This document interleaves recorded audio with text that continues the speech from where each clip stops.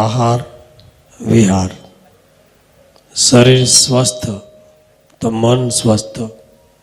શરીરનું સ્વાસ્થ્ય કેવી રીતે જાળવવું, કેવો આહાર, એ સાત્વિક આહાર છે. અને ઓછામાં ઓછા રોગ આવે, દવા ઓછી ખાવી પડે, બીમારી ઓછામાં ઓછી આવે, એના માટે આપણે શું કરવું જોઈએ એવો વિષય હતો. વધુમાં વધુ ગળ્યું, ચીકણું, તળેલું, વઘાર્યું, ગુગાર્યું, જે ધર્મામૃતમાં અમને સંતોને ના પાડી છે નિસ્વાદી વર્તમાનમાં, એવું ખાવાથી શરીર ઉપર શું અસરો થાય છે, એવા બધા મુદ્દા ઉપર મારે સંત શિબિરમાં કથા વાર્તા હતી. તો એ વિષય ઉપર આજે વિશેષ કારણ કે કોઈકને કાંઈક ને કાંઈક તકલીફ શારીરિક હોય. આજે સમાજની અંદર શરીર સ્વાસ્થ્ય માટે ઘણી બધી થેરાપી નીકળી છે. એલોપેથી, હોમિયોપેથી, આયુર્વેદિક, નેચરોપેથી, યોગા, એક્સરસાઇઝ, ભોજનમાં ફેરફાર, દોડવું, હાસ્ય થેરાપી, રોગ ટાળવાના ઘણા ઉપાય છે. તન સ્વસ્થ, મન સ્વસ્થ.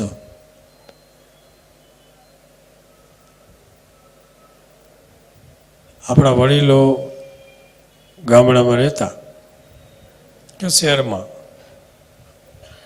એને મહેનત હતી વધારે અને કુદરતી ભોજન હતું. અટાણા જેવા પડીકા, રેકડિયું, ભેળ, જે કાંઈ આવ્યું છે આ બધું, મંચુરિયન બધું આપણે જોઈએ ને કાંઈક થાય કે કેમ અંદર શું કરશું, અંદર નાખવું કે નહીં, એવું ઘણું બધું આવ્યું છે વેરાયટી.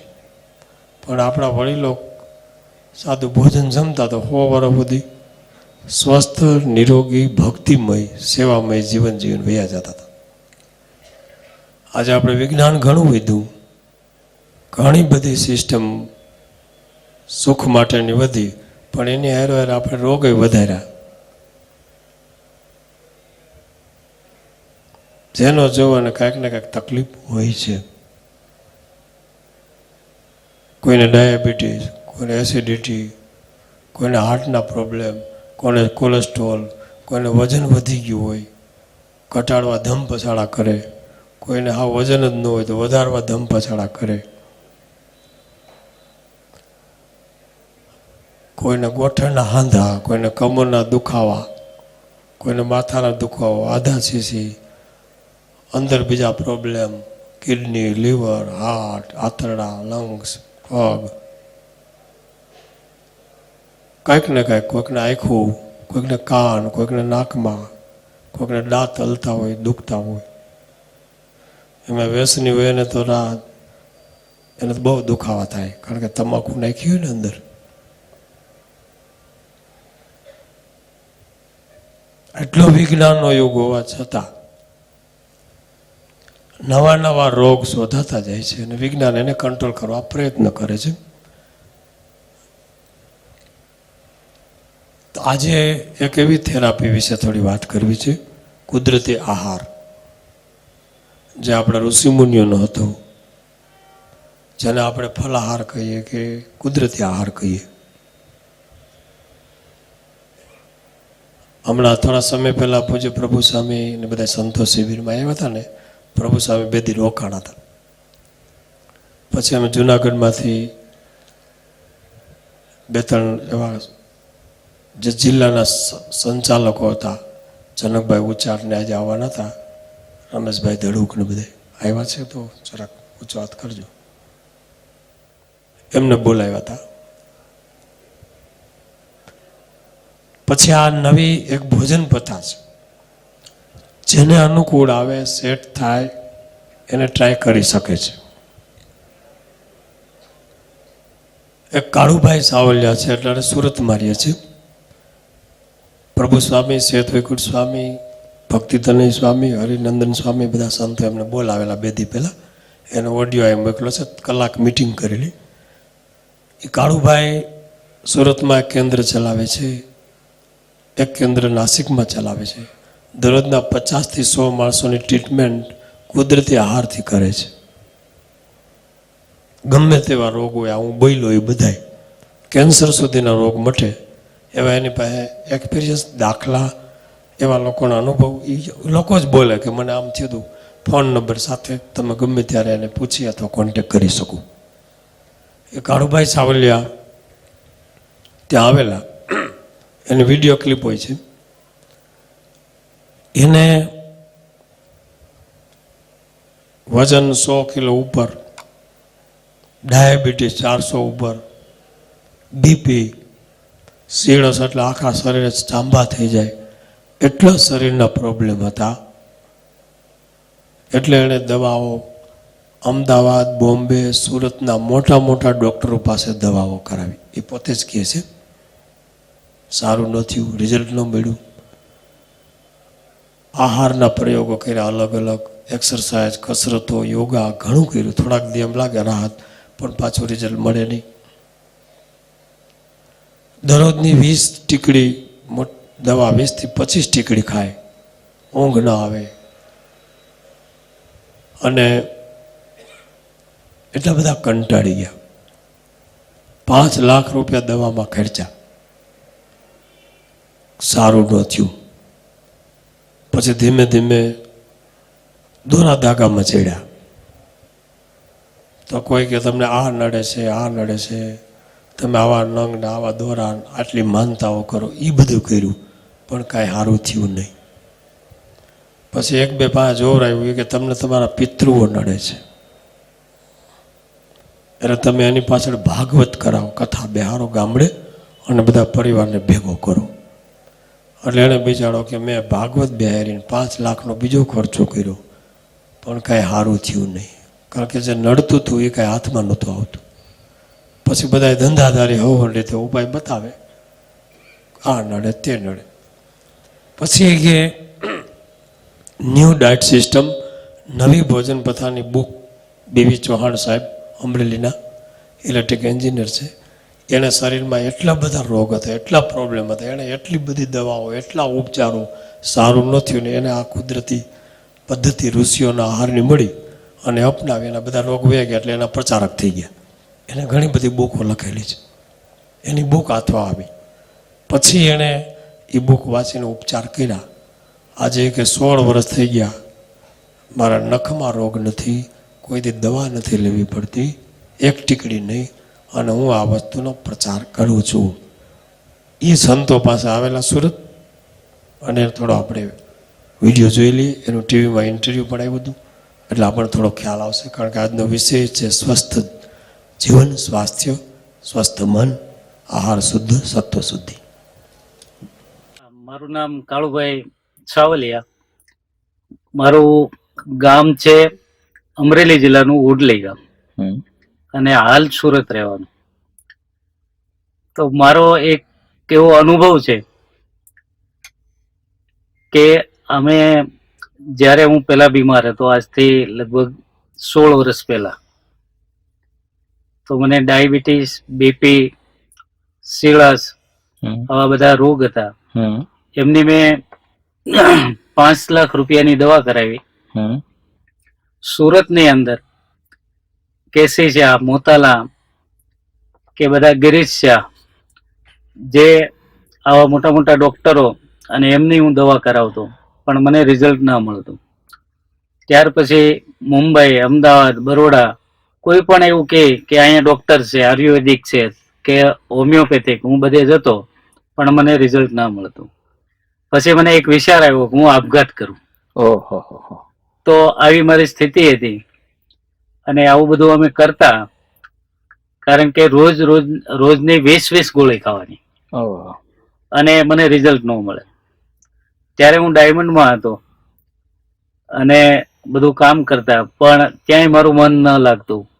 અને આ રીતે બધું હું ક્યાંય નું કઈ નવું નવું ગોતતો. એમાં પછી દોરા ધાગા કરાવ્યા આપણે, કે માતાજીઓ પાસે ગયા, પોવાઓ પાસે ગયા, અને આ રીતે બધી અમે જતા પણ ક્યાંય રિઝલ્ટ ના મળે.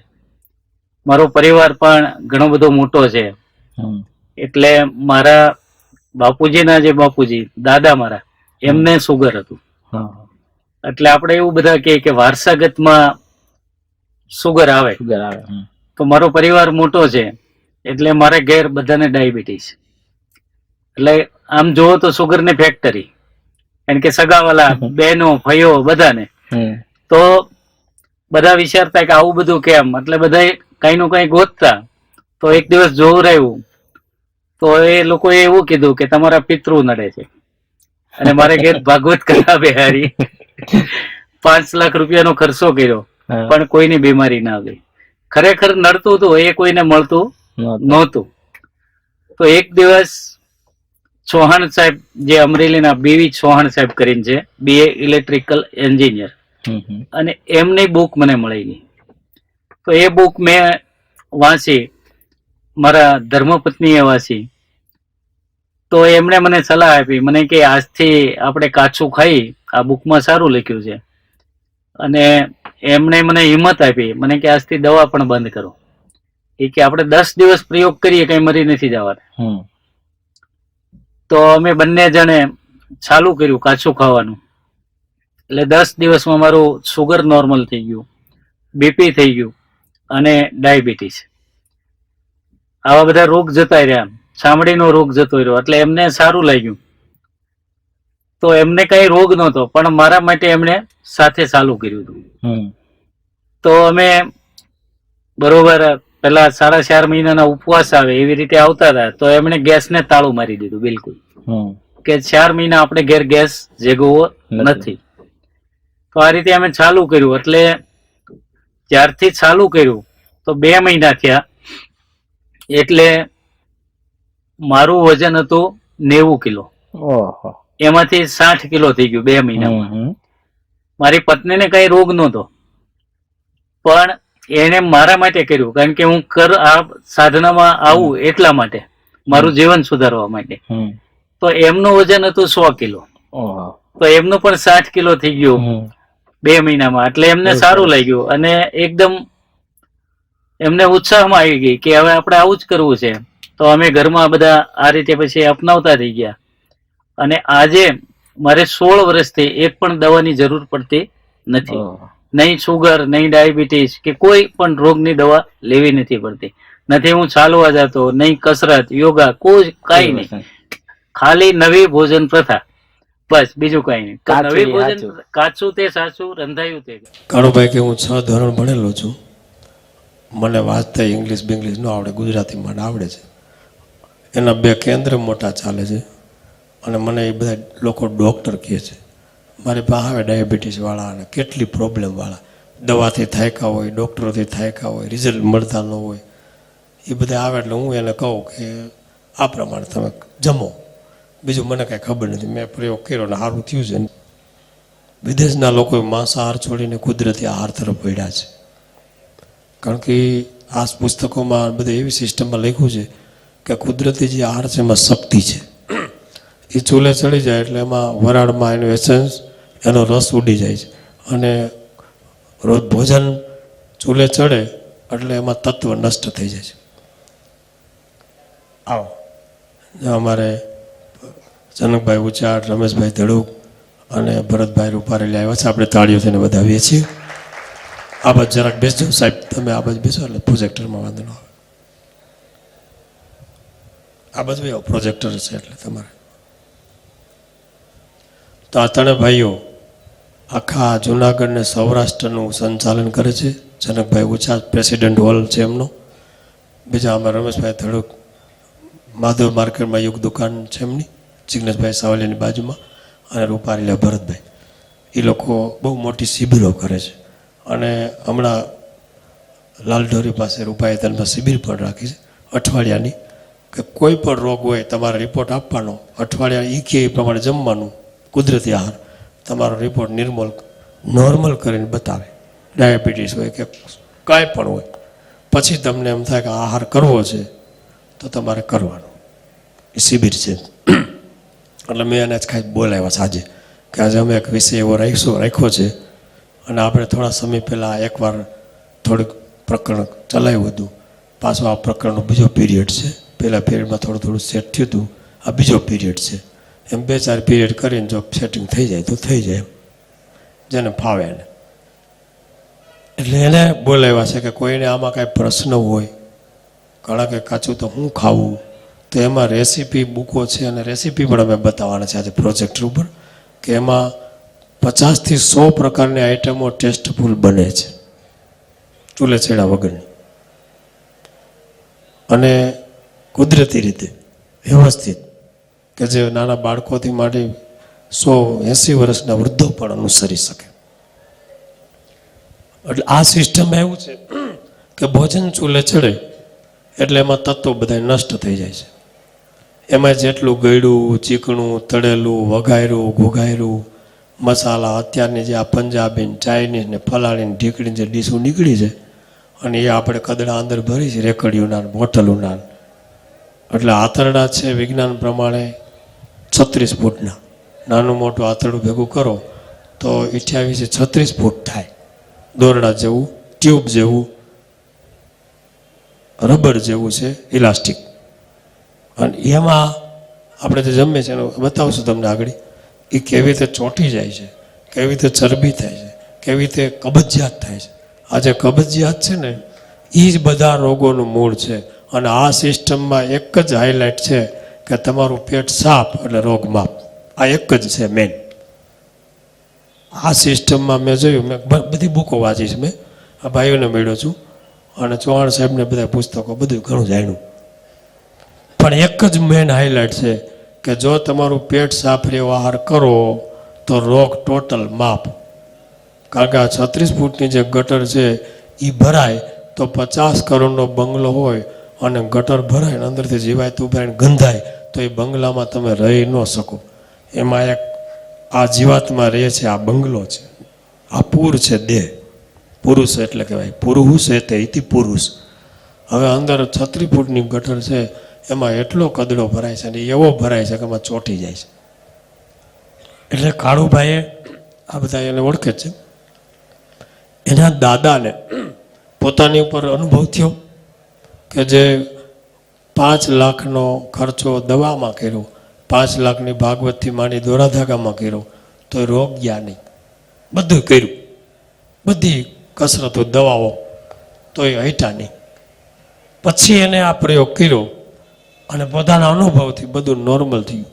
અને એ તો એમ કહે છે કે અમે ડાયાબિટીસ 10 દિવસની શિબિર કરીએ, આ બધા ભાઈઓ બેઠા છે, ખાલી દ્રાક્ષ ઉપર રાખીએ. અને ડાયાબિટીસના 500 દર્દીઓની શિબિર હોય, ડાયાબિટીસ જ. અને દ્રાક્ષનો રસ અને દ્રાક્ષ ખવડાવીએ, દ્રાક્ષ જ. તો એનો બીજું કાંઈ પાણી નહીં પાવાનું, બીજું કાંઈ ખવડાવવાનું નહીં, 10 દિવસ. અને એના ડાયાબિટીસની નોર્મલ કરી દઈએ છીએ. શેરડી ઉપર 10 દિવસની શિબિર કરે, શેરડી જ ખાવાની, એનો રસ પીવાનો, અને ડાયાબિટીસ નોર્મલ. કેટલા રોગ, કેન્સર જેવા રોગો મટાડવાની એવા એક્સપિરિયન્સ બધા તમે યુટ્યુબમાં સર્ચ કરજો, ન્યૂ ડાયટ સિસ્ટમ.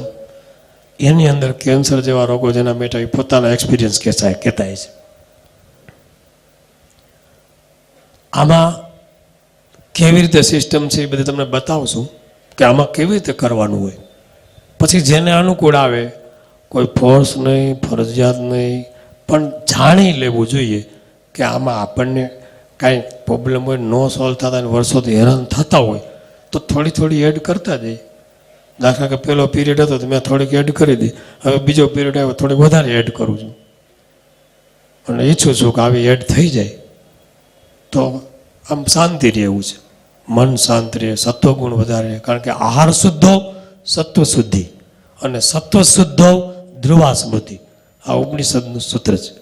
આહાર શુદ્ધ હોય, સાત્વિક, કુદરતી, તો સત્વગુણની વૃદ્ધિ થાય, અને સત્વગુણની વૃદ્ધિ થાય તો ધ્રુવા સ્મૃતિ એટલે અખંડ ભગવાનની સ્મૃતિ રહે. તમે ભગવાનથી વધુમાં વધુ નજીક રહી શકો. મન શાંત રહે, ગુસ્સો ન આવે. આ લોકો બેઠા કે અમારા પરિવારમાં એટલી શાંતિ, કારણ કે આખા પરિવાર આ કરે છે, એ બધા બેઠા છે. એમાં રમેશભાઈ ધડુક બેઠા છે, એમને ગિરનાર ચડતા એટેકને અસર થઈ. 12 વર્ષ પહેલાં, 14 વર્ષ પહેલાં ત્રણેય ભાઈઓ સાથે ચાલુ કર્યા સિસ્ટમ. અહીં બેઠા છે રમેશભાઈ. એ કહે છે મારે એટેક થયો, અસર થઈ, કોલેસ્ટ્રોલ આવ્યો, બધું દબાઈ ગયું. બી કે મારે ઓલી દવા કરવી નથી. એટલે એણે આ ઉપચાર લીધો અને આજે 12 થી 14 વર્ષ થઈ ગયા, એક પણ ટીકડી એણે ખાધી નથી માથું દુખ્યું. એકવાર કે મને તાવ આવ્યો હતો અને તાવે આ ઉપચારથી ગયો, પછી તાવે આવ્યો નથી. એવી રીતે અમારે જનકભાઈ ઉચાડ છે, એના દીકરાને માઇગ્રેન ને એને પોતાને વેઠ ને એટલું બધું હતું, ઘણા ઉપચાર ક્યારેક જાતું નહોતું. આજે એ પણ એની સાથે 13 થી 14 વર્ષથી આ સિસ્ટમને અનુસરે છે. નખમાય રોગની એક પણ ટીકડી, એક પણ દવાની. એવી રીતે ભરતભાઈ એ પણ કહેતા હતા, એ પ્રભુ સામે આવ્યા ત્યારે બોલાવ્યા હતા, એ કે એને તો એટલા તકલીફ, એટલા પ્રોબ્લેમ, એટલી શરદીથી માંડી બધી તકલીફો હતી, રાત્રે ઊંઘ ન આવે અને બધી તકલીફો. પણ આ સિસ્ટમ કરી ત્યારથી શાંતિ, કોઈ દવાની જરૂર નહીં. કાળુભાઈએ એના દાદા 90 વર્ષની ઉંમર, 90 વર્ષે એના દાદાને પેરાલિસિસનો એટેક આવ્યો. એના દાદા સ્વામિનારાયણ ભગવાનના ભગત, એટલે પેરાલિસિસનો એટેક આવ્યો એટલે આખું શરીર ખોટું પડી ગયું. અમરેલી એનું વતન, બાજુમાં એનું ગામડું ઉગલી એવું કંઈક ગામ છે. એટલે ડૉક્ટર અમરેલીના ઉનડકટ ડૉક્ટરને બોલાવ્યા. આપણે એને મોઢે જોઈએ કે 90 વર્ષના દાદાને નાકમાં નળી, અનાજની નળી, પેશાબની નળીયું. ડૉક્ટરે કીધું કે 5 કલાક જ હવે જીવશે. છેલ્લે દવાઓ કર્યા પછી બધા આવી ગયા હતા. હગાવાલા ગંગાજળ પાઈ દીધા હતા. પુરુષો સફેદ કપડાં પહેરીને, બાઈઓ કાળા હાડલા પહેરીને આવી ગયું હતું. સુરતથી બસો ભરાઈને આવી ગઈ. ડૉક્ટરે 5 કલાકનું કીધું એટલે તૈયારી સાથે આવ્યા હતા. અને એમાંથી કાળુભાઈ આ પ્રયોગ કર્યો. દાદા 10 વર્ષ જીવ્યા અને 10 કિલોમીટર હાલ્યા અને મૃત્યુ પહેલાં અગાઉ કહી બધાને જય સ્વામિનારાયણ કરે પછી ધામમાં ગયા હસતા હસતા. એને મોઢે જ આપણે સાંભળીએ તો વધારે આપણને થોડો ખ્યાલ આવશે. તો જોઈએ, એમના દાદાનો પ્રસંગ છે. ત્યાર પછી મારા બાપુજી 90 વર્ષની ઉંમરના, અને એમને એટેક અને પેરાલિસિસ આવ્યું. તો અમરેલીની અંદર ઉનડકટ ડોક્ટર છે અને એમની હોસ્પિટલ છે, ત્યાં એડમિટ કર્યા હતા. એટલે મને સાંજે ફોન આવ્યો અને હું સાંજે બસમાં બેસીને અને ત્યાં અમરેલી ગયો. તો ત્યાં અમારા પરિવાર હતો અને સગા સંબંધીઓ દવાખાને. એટલે ત્યાં જઈને મેં તો સ્વાભાવિક છે કે હું જે કરતો હોય એ હું બતાવું. તો મેં નવી ભોજન પ્રથા બધાને સમજાવી. તો ખરેખર પરિવાર જે છે એ બધા ઊંધું પકડતા હોય. એમણે એવું કીધું એ કે આ મારા દીકરાને રૂપિયા ખર્ચવા પડે એટલે આવા પ્રયોગ કરવા છે. એટલે મેં ચૌહાણ સાહેબને અમરેલી બોલાવ્યા અને એમણે જોયું તો મને કે કાળુભાઈ ઘેર જતા રહ્યો, અહીંયા કોઈ રિઝલ્ટ મળશે નહીં. એટલે બધાને સમજાવ્યા પણ કોઈ માનતા નહોતા. મેં કીધું કાંઈ નહીં, હું સેવા કરવા લાગુ અને આ પૈસા તમારે કાંઈ પણ જરૂર પડે તો કહેજો. તો મને કે કાંઈ વાંધો નહીં. સવારે ડૉક્ટર આવ્યા ઉનડકટ સાહેબ અને એમણે તપાસ કરી. એટલે કે દાદાની આયુષ 5 કલાકની છે, તમારે જે કંઈ પણ તૈયારી કરવી હોય તે કરી લ્યો. તો બધા તૈયારી કરવા માંડ્યા. મારા ભાઈ હતા અમરેલી, એ ગંગાજળ લઈને આવ્યા ને એ ગંગાજળ પાતા હતા. પછી મારા ભાઈએ બધાને ફોન કરી દીધા તો બધા તૈયારીમાં લાગી ગયા. સુરતથી બધા 20 જણા બસ બાંધી અને પૂરી તૈયારીમાં આવ્યા કે સફેદ કપડાં બધાએ પહેરી લીધા, કાળી સાડીઓ પહેરી લીધી અને આ રીતે બધા દેશમાં આવવા રવાના થઈ ગયા. કારણ કે સુરતથી અમરેલી 500 કિલોમીટર થાય. એટલે બધાને એવું કે ડોક્ટરે 5 કલાક આપી છે તો દાદા જતા રહે તો આપણે તૈયારીમાં જઈએ. પણ અહીંયા મેં બધાને કીધું હવે મને એક મોકો આપો. કારણ કે મેં કીધું હું આ સાધના કરું છું, મારી દવા છૂટી છે, તો મને પણ મોકો આપો. દાદાની અંદર જો ભગવાનને રહેવું હોય છે તો એમને કાંઈ નહીં થાય. આપણે પ્રયોગ કરવો છે, બાકી તો ડોક્ટરોએ 5 કલાક આપી છે એ જતા રહેવાના છે. તો મને કે સારું, તારો પ્રયોગ કર. એટલે મેં એમનું ઓક્સિજન કાઢી નાખ્યું, ખોરાકની નળી ખેંચી લીધી અને પેશાબની, અને મારા ઘેર લઈ ગયો. તો આ સાધનામાં આપણે એક એનિમા કરવાનું હોય, ખાલી સાદા પાણીનું. એમાં કેવું છે કે એનિમા પોટ આવે છે, એમને આપણે 4 ફૂટ લગાડી દેવાનું ટોયલેટમાં, એમાં સાદું પાણી ભરવાનું અને પછી જે એમની પાઇપ આવે એ આપણા મળદ્વારની અંદર 4 ઇંચ નાખી દેવાની, એટલે એ પાણી ઓટોમેટિક અંદર જતું રહે. તો આ બધું મારે ઘેર જઈને કરવાનું. એટલે આ દાદાનું બધું મેં ખેંચી લીધું, ઓક્સિજન ને ખોરાકની નળી, પેશાબની. તો મને ઉનડકટ સાહેબે એટલું કીધું મને કે કાળુભાઈ આવું બધું શું કરો દાદાને પરેશાન કરો 5 કલાક માટે? તમે 5 કલાક આપી છે, દાદા જતા રહેવાના, તો મારા ગામમાં લઈ જાઓ અને આખું ગામ એમને પાણી પાય બધા મળે તો દાદાને આત્માની સંતોષ મળશે. તો અમને કે તમારી ઈચ્છા. તો અમે ગયા અમારા ગામ ઉડલી અને ત્યાં જઈને મેં આ એનિમા ચાલુ કરાવ્યું.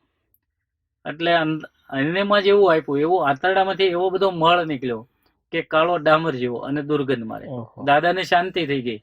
સાંજ પડી ગઈ એટલે મને ખ્યાલ આવ્યો કે ભગવાને હવે કામ ચાલુ કર્યું છે.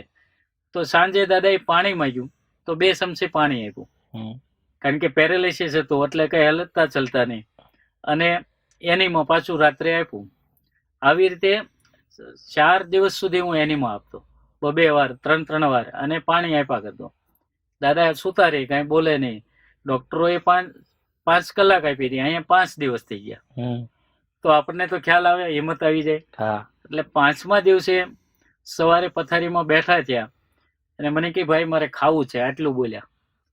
તો મારી વાડીએ ગયો, આપણું ફાર્મ હોય ગામડામાં ત્યાં, અને ત્યાં જઈને હું રજકો લઈ આવ્યો, જે અલ્ફા કે ગાય ભેંસ ઘોડા બળદ ને ઘાસ આપે, એ લઈ આવ્યો અને એમનો રસ આપ્યો. તો એ રસ પીધા પછી પાછું એનીમાં આપ્યું. આવી રીતે ચાલુ હતું. પછી ફ્રૂટના રસ આપ્યા, તરબૂચ છે, દાડમ છે, આવા બધા રસ, અને આવા લીલા પન્ના રસ આપતો, પાલક, ફુદીનો, લીલા દાણા, દૂધી. ત્યારે તો આવું 15 દિવસ મેં ચાલુ કર્યું. એટલે 15 દિવસમાં ધીમે ધીમે ચાલતા થઈ ગયા અને ગામના મંદિરે જવા મળ્યા. એટલે આપણને પણ આનંદ આવ્યો. ત્યાર પછી 10 વર્ષ સુધી રોજનું 10 કિલોમીટર ચાલ્યા. ડોક્ટરોએ 5 કલાક આપી દે. તો મને ભગવાન આટલી બધી અનુભૂતિ કરાવે છે, કારણ કે હું મંદિરમાં બધે ગયો, દોરા ધાગા કરાવ્યા, પણ મને ક્યાંય અનુભૂતિ નહોતી. તો પેલા તો મારું શરીર સાજું થયું, એ મારી અનુભૂતિ. મારા દાદાનું જે સારું થયું એ અનુભૂતિ. એટલે મને પણ ઘણો બધો આનંદ હતો કે આવું બધું આપણને આવું મળે છે. અને જ્યારે દાદા બીમાર પડ્યા, હું આવું બધા પ્રયોગ કરાવતો એટલે ગામના લોકો ખબર કાઢવા આવે. તો દાદા ધીમે ધીમે ચાલતા થયા. એટલે ગામના લોકોએ એવું વિચાર્યું કે આ છોકરો હવે આપણને લાડવા નહીં ખવડાવે, કારણ કે ઉનાળાની સિઝન હતી અને એમને લાડવા ખવડાવવા. તો મેં કીધું આપણે લાડવા ખવડાવવા નથી. એટલે દાદા હવે 90 વર્ષે તો પેરાલિસિસ હોય અને આટલી નળીઓને આવા પ્રોબ્લેમ હોય તો આપણે તો એમ જ કહીએ ને હવે આયુષ પૂરી થઈ ગઈ છે, ઉંમર લાયક છે, દાદા જવા જેવા હોય ને. આપણે ન બાળતા હોય તો બાળી જ દઈ ને, ન બળતા હોય તો કે દાદા ગંગાજળ પાઈ દીધું. આ બધા ત્યારે થઈને આવ્યા છે, ખ્યાલ આવે છે. પણ મુખ્ય ઈલાજ શું કર્યો? પેટ સાફ, રોગ માપ. એને એનીમાં સાદો એનીમાં આવે, એનીમાં આપ્યો એટલે આંતરડામાં કાળો ડામર જેવો ચીકણો દુર્ગંધ મારતો કદડો નીકળ્યો. જે આપણે ખાઈએ છીએ ને બધું ભોજન, એ પેટ સાફ નથી થતું ને, એમાં જેને કબજિયાત રહેતી હોય ને આમાં બધું જમા થાય છે. કારણ કે 36 ફૂટના આંતરડા, આગળનો વિડીયો બતાવશું કે કેવી રીતે કોળીઓ જાય છે, ક્યાં ક્યાં સફર કરે છે, કેવી રીતે ક્યાં શું થાય છે, બધું બતાવશું. આપણે જે જમીએ છીએ એમાં મોઢામાંથી ચાવીએ એટલે જીભમાં અને મુખમાંથી રસ પડે ટાઇલિન. જો કોળીઓ 32 વખત ચાવો તો બેસ્ટ, સાયન્સ કહે છે. બીજું, રસયુક્ત આહાર જમો. રસ એટલે તમે એને નીચો એટલે રસ નીકળવો જોઈએ. તો રસયુક્ત આહાર શેમાં છે? તમે અડદિયા નીચો તો રસ નીકળે? હાલો, પાઉં હોય એને દબાવો તો રસ નીકળે? રસ ફળ ફૂલ, જ્યુસ, શેરડી, ગાજર, મૂળા, બીટ, લીલા શાકભાજી, કુદરતી આહાર. જે ઋષિમુનિઓ કરતા. રામ ભગવાને 14 વર્ષ કર્યો, કે ભગવાન નીલકંઠમણીએ 7 વર્ષ કર્યો, અને સંપૂર્ણ નિરોગી રહેતા હતા. પશુ પક્ષીઓની નજર સામે નજર કરો. ગાય, ભેંસ, હાથી, ઘોડા, કેટલી તાકાત, ખાલી ઘાસના તણખલા ખાય છે, કુદરતી આહાર. કોઈ ગાયો, ભેંસું, ઘોડા, બળદ દાબેલી, સેન્ડવીચ, પીઝા, રેકડીએ ઉભા રહીને ખાવા ગયા હોય, કે પાર્ટીમાં આવ્યા હોય, ભાઈ થોડોક આઈસ્ક્રીમ લાવો. એ આપણે આ બુદ્ધિનું ડાપણ કર્યું અને આવી શોધખોળો કરી જીભના ચટાકા મારે એટલે માણસ હલવાળો. ગાયું ભેંસું ઘોડા બળદ તમે જો કોઈ રોગ નથી. અને રોગ છે એ બધા આપણે પનારે પીડાય એને. જંગલમાં જે છૂટથી આટા મારે કોઈ રોગ નથી, કોઈને કબજિયાત નથી, બંધકોષ નથી, હાલતા હાલતા પેટ સાફ કરી લે છે. બરાબર ને? અને આપણે સવારે બેઠા રહી સફળતા જ નથી મળતી. બાયણું ખખડાવે કે હવે બહાર નીકળો, બીજાનો વારો આવે. કેમ? સફળતા મળે તો આવે ને. બધા ક્ષેત્રમાં સફળ થયેલા વ્યક્તિઓ સવારમાં હેડ ઓફિસમાં નિષ્ફળ જાય છે. આ જાણવા જેવું. એ નિષ્ફળ ગયા એટલે તમે જીવનનો, અને તમે જોજો તેથી પેટ સાફ આવશે તેથી સ્ફૂર્તિ, આમ સત્વગુણ, પૂજામાં, ધ્યાનમાં મજા આવશે. એ ત્યાગનો આનંદ જોવા જેવો છે. બીજું ત્યાગ ન કરી શકો, આ ત્યાગ ન કરી શકો તો બીજું શું ત્યાગ કરી? એટલે મોટો પ્રોબ્લેમ આતરડાનો છે. તો આપણે એમ થાય ઘાસ પાત ને એને રચકો પાયો લ્યો, બાપાને 90 વર્ષ રચકો પાયો. આપણા મગજમાં ઉતરે શું પાયું? રચકો. અને એ કાળુભાઈએ પોતાના પછી બાપાનું જીવતા જગત્યું કર્યું. થોડા આગળ હટજો, પાછળ જગ્યા નથી એટલે થોડા આગળ દબાવજો. ત્યાં સાઈડમાં થોડાક આવી જાઓ. અને રચકામાં તો બહુ તાકાત છે. તમે જો ગાયો ભેંસોને રચકો ખવડાવો તો દૂધે બહુ આપે. વાછડાઓને રચકો ખવડાવો ઠેકડા મારે, ચીંગડા મારે, એમાં લોહી તરત બને, એનર્જી મળે. હવે આપણે એના 2 દીકરાના લગ્નમાં કાળુભાઈએ ચૂલો જ નહોતો પ્રગટાવ્યો, રચકાનું જ્યુસ પાયું અને મેનુ બનાવ્યું કાચી આઈટમનું બધાને. હો, ઓલા રાજી થયા, કાળો આટા નવીન લાગે છે. અને બાપાનું જીવતા જગત્યું કર્યું, કારણ કે બધા કે તમે લાડવા ન ખબર તો કે કરવું છે, જીવતા જગત્યું કરવું. અને દેશ વિદેશમાંથી ઓળખી થતા બધાને બોલાવ્યા. 2000 માણસોને ચૂલો પ્રગટાવ્યા વગર 1 ટ્રક ભરીને નાળિયેર મગાવ્યા, 1 ટ્રેક્ટર ભરીને રચકો મગાવ્યો અને બધાને ખવડાવ્યો. છૂટા મૂકી દીધા ગમાયણમાં. ગમાયણમાં નહોતા મૂક્યા સિસ્ટમ પ્રમાણે, પણ આ તો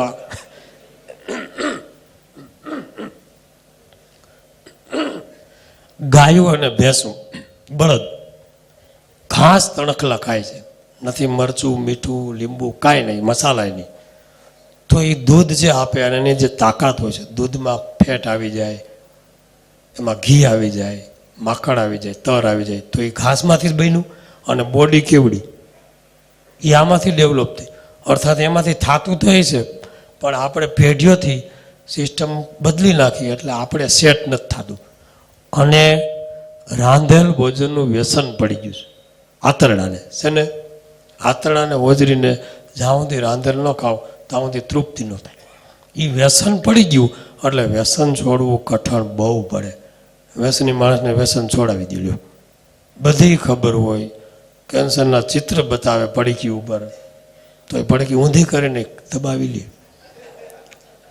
એમાં લખ્યું કે આ વ્યસ તમાકુ જાન લેવા હે. આ તમારી જાન લેવા માટે છે. તો ઓલો સમજે જાનમાં લઈ જવા માટે છે, તો ખાય. એ વ્યસનીને ગમે એમ કરો મૂકે નહીં. અમાય ઘણા બેઠા ટીલા તાણીને તો ખાય છે.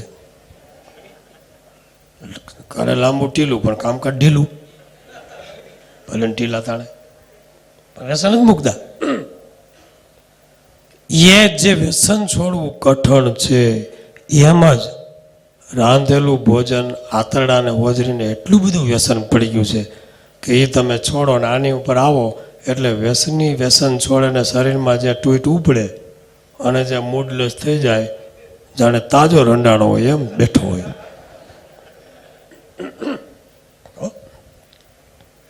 એ મૂડલેસ થોડાક દી થાય, પણ પછી વ્યસન છૂટી જાય ને પછી શરીરમાં જે સ્ફૂર્તિ શક્તિને આનંદ આવી જાય. એમાં રાંધેલ ભોજનનું વ્યસન ધીમે ધીમે ઓછું. આમાં જોકે સાંજે જમવાનું છે આ પદ્ધતિમાં. આ ત્રણેય ભાઈઓ બેઠા તમને સિસ્ટમ બતાવશે. સાંજે એક ટાઈમ જમી લેવાનું, આખો દી કાચું, બપોર સુધી કાંઈ નહીં. આકાશ તત્વને થોડો ચાન્સ આપવાનો. પછી લીલા પાનના જ્યુસ હોય, પછી કાચું, આમાં રેસીપી છે, બધું આવશે. પછી બપોર પછી તમને ભૂખ લાગે તો જ્યુસ ભરપૂર જમી શકો. સાંજે તમે જે જમતા હોય રનિંગ ભોજન એક જમો, એમાં 30% દળ દાળ અને 70% શાકભાજી ભલે બનાવેલા હોય રાંધેલ, આ પ્રમાણે જમો. અને જમીન પછી લાંબુ નહીં કરવાનું, તરત આરામ કરવાનો, એવું આ સિસ્ટમમાં છે. બીજું કાંઈ નહીં, દવા બવા કાંઈ નહીં. એનીમાં લેવાનો 2 મહિના સવાર સાંજ. પછી રેગ્યુલર જ્યારે તમારું પેટ સાફવા માંડે પછી કોઈ એનીમાં જરૂર નહીં, છતાંય જરૂર પડે તો અઠવાડિયામાં 1 વાર લઈ શકો. એ આ બધા ભાઈઓ તમને કહેશે. ઘોડામાં કેટલી તાકાત છે? શું ખાય છે? નાના ભજીયા ખાય છે. એ ઘોડા માટે આપણે શક્તિનો અંશ હોર્સ પાવર કહીએ છીએ. શું કહીએ છીએ? Horse power. કોઈ દી એમ કે મેન પાવર, માણાનો પાવર, કારણ કે આ તો કેટલું દાબે છે. હોર્સ પાવર એટલે આતરડામાં જે ભોજન જાય છે, દાદાને એનીમાં આપ્યો, કાળો ડામર જેવો ચીકણો કદડો નીકળો, એટલે આપણા આતરડામાં કેવી સિસ્ટમ છે, આપણે જમીએ એટલે અહીંથી ભોજન જાય અન્નનળીમાં, હોજરીમાં જાય. હોજરી ઇલાસ્ટિક જેવી છે, એની અંદર ભોજનનો કોળિયો પહોંચે એટલે એમાં 1000 પ્રકારના કેમિકલ્સ છૂટે. હાઇડ્રોક્લોરિક એસિડ, બીજા બધા એસિડો એ અંદર ભળે અને જઠર આમ એને વલોવે, આમ કરે. એટલે આપણે જે ચાવ્યા વગરનું જમ્યા હોય ને એને પહેલાં ભૂકો કરવો પડે. ચાવીને જમો ને તો આંતરડાને કે જઠરને ઓછામાં ઓછી તકલીફ પડે. એ બરાબર મિક્સ થઈ જાય એટલે એમાંથી બધા પ્રોટીન, વિટામિન્સ, કેમિકલ છૂટા પડવા માંડે. પછી આંતરડા નીચે, જઠર નીચે જે વાલ હોય ખુલે. ખુલે એટલે ભોજન આંતરડામાં સરકે. પહેલાં નાના આંતરડામાં જાય, પછી મોટા આંતરડામાં. નાના આંતરડા અને મોટા આંતરડા બંને મળી અને આપણે કરેલું ભોજન 24 થી 48 કલાક સફર કરે 36 ફૂટમાં અને પછી કચરા રૂપે બહાર નીકળે. મેંદાની આઈટમો એ 48 કલાકે પચે છે. મિષ્ટાન 28 થી 30 કલાકે પચે છે. જેટલું ભોજન ચીકણું એ વધારે મોડું પચે છે. ભારે ભોજન હોય કે જે અતિ મહેનત કરતા હોય એને માટે જરૂરી છે, બેઠાડું માટે જરૂરી નથી. અને આમાંય બોડી, આમ તમે વિચાર સાયન્ટિફિક રીતે જુઓ ને, આ બિલ્ડિંગ બનતી હોય ત્યારે સિમેન્ટ જોઈએ, રેતી જોઈએ, કાંકરી જોઈએ, લોખંડ જોઈએ, ટ્રક મોઢે જોઈએ ત્યારે બિલ્ડિંગ બને. પછી બિલ્ડિંગ બની ગઈ ઓલરેડી, પછી પણ ટ્રક મોઢે રેતી, સિમેન્ટ, કાંકરી, લોખંડ હાયરાજ કરોડામાં ભરી દો તો આમાં રહેવું ક્યાં? સમજાય છે? એમાં બોડી રૂપી બિલ્ડિંગ 20-22-25 વર્ષ સુધી બનતી હોય. આ બિલ્ડિંગ ત્યાં સુધી તમે જે ખાઓ એ બિલ્ડિંગમાં ડેવલપ થતું હોય, બરાબર. પણ પછી ને એવું ને એવું ખાવાનું ચાલુ રાખો, પછી 30 વર્ષ સિમેન્ટ ને કાંકરી ને રેતી, અને પછી જે જામે એ નજર સામે, પછી બધા પ્રોબ્લેમ થાય, બધા પ્રોબ્લેમ થાય. હવે આપણે જોઈએ કે સિસ્ટમમાં આપણે જે ચાવ્યા એ અંદર ગયું, આંતરડામાં સફર કરે. આંતરડામાં 28 થી 30 કાણા છે, કેન્દ્રો, એના સેન્ટર પોઈન્ટ. એ રસ ચૂસે. શરીરને રસ જ જોઈએ છે, કૂચો તો એ લેટ્રિનમાં કાઢી નાખે છે. શરીર રસ ચૂસે એટલે આંતરડાની દિવાલ આવી જાળી જેવી છે, એટલી બધી મુલાયમ છે. એમાં જેટલું તમે ચીકણો કદડો નાખો એ ચોટે એટલે કાણા બુરાઈ જાય. બુરાય એટલે જ્યાં ત્યાં સપ્લાય ન થાય. એવા 27 થી 28 કેન્દ્રો છે. હાર્ટનું કેન્દ્ર હોય, કિડનીનું હોય, લીવરનું હોય, ફેફસાનું, માઇન્ડનું, આ બધી લોહીના બધા કેન્દ્રો હોય. એમાંથી સપ્લાય કરે ને ટોનિક, વિટામિન્સ. એમાં આ પદ્ધતિમાં દૂધ, આ પદ્ધતિમાં નિષેધ છે. આરોગ્યમાં નુકસાનકારક દૂધ અને દૂધની આઈટમ. દૂધમાં 3 દોષ બતાવ્યા છે. ઝાઝા ભાગના પ્રોબ્લેમ મૂળ દૂધ છે. એ પુસ્તકમાં એવું લખ્યું છે ચૌહાણ સાહેબે કે બાળકનો જન્મ થાય એટલે બાળકને દાંત નથી ત્યાં સુધી માતાના હૈયામાં દૂધ ભગવાને આપ્યું. પછી જેવા દાંત આવે એટલે દૂધ બંધ થઈ ગયું અને બાળક ભોજન ઉપર આવી ગયું. પશુ પક્ષીથી માંડી ટોટલ સૃષ્ટિમાં માતાનું દૂધ બંધ થઈ જાય પછી કોઈ પણ પશુ પક્ષી પ્રાણી દૂધ પીતું નથી. પણ માણસ બુદ્ધિશાળી, માતાનું દૂધ બંધ થઈ જાય તો પારકી માનું દૂધ ચાલુ કરે છે, એવું એમાં લખ્યું છે. પારકી માં એટલે ગાયું ભેવું વગેરે. આ પદ્ધતિમાં દૂધનો નિષેધ, કારણ કે એમાં 3 દોષ: વાત, પિત્ત ને કફ. દૂધમાં જે ઉભરો ને ઉફાળો આવે છે વાયુનો ભાગ છે, એટલે દૂધ પીવાથી ગડબડ થાય છે. દૂધ ગડબડ કરે છે કારણ કે વાયુનો ભાગ છે એટલે ગડબડાટ કરે. પછી દૂધ છે, બીજો એમાં દોષ છે પિત્ત. વહેલામાં વહેલું દૂધ બગડે, ફાટી જાય, ખટાશ પકડે છે. તમે દૂધને બહાર રાખો, ગમે આ પીડ્યું, થોડુંક ખટાશ જો પડી ગઈ, કાંઈક થયું, વાસણ હરખું ન સાફ થયું તો દૂધ બગડી જાય. હવે આમાં જે દૂધ નાખ્યું છે આપણે, તો એ જે ભોજન આપણે જમ્યા એની અંદર જ જવાનું બધું સાથે.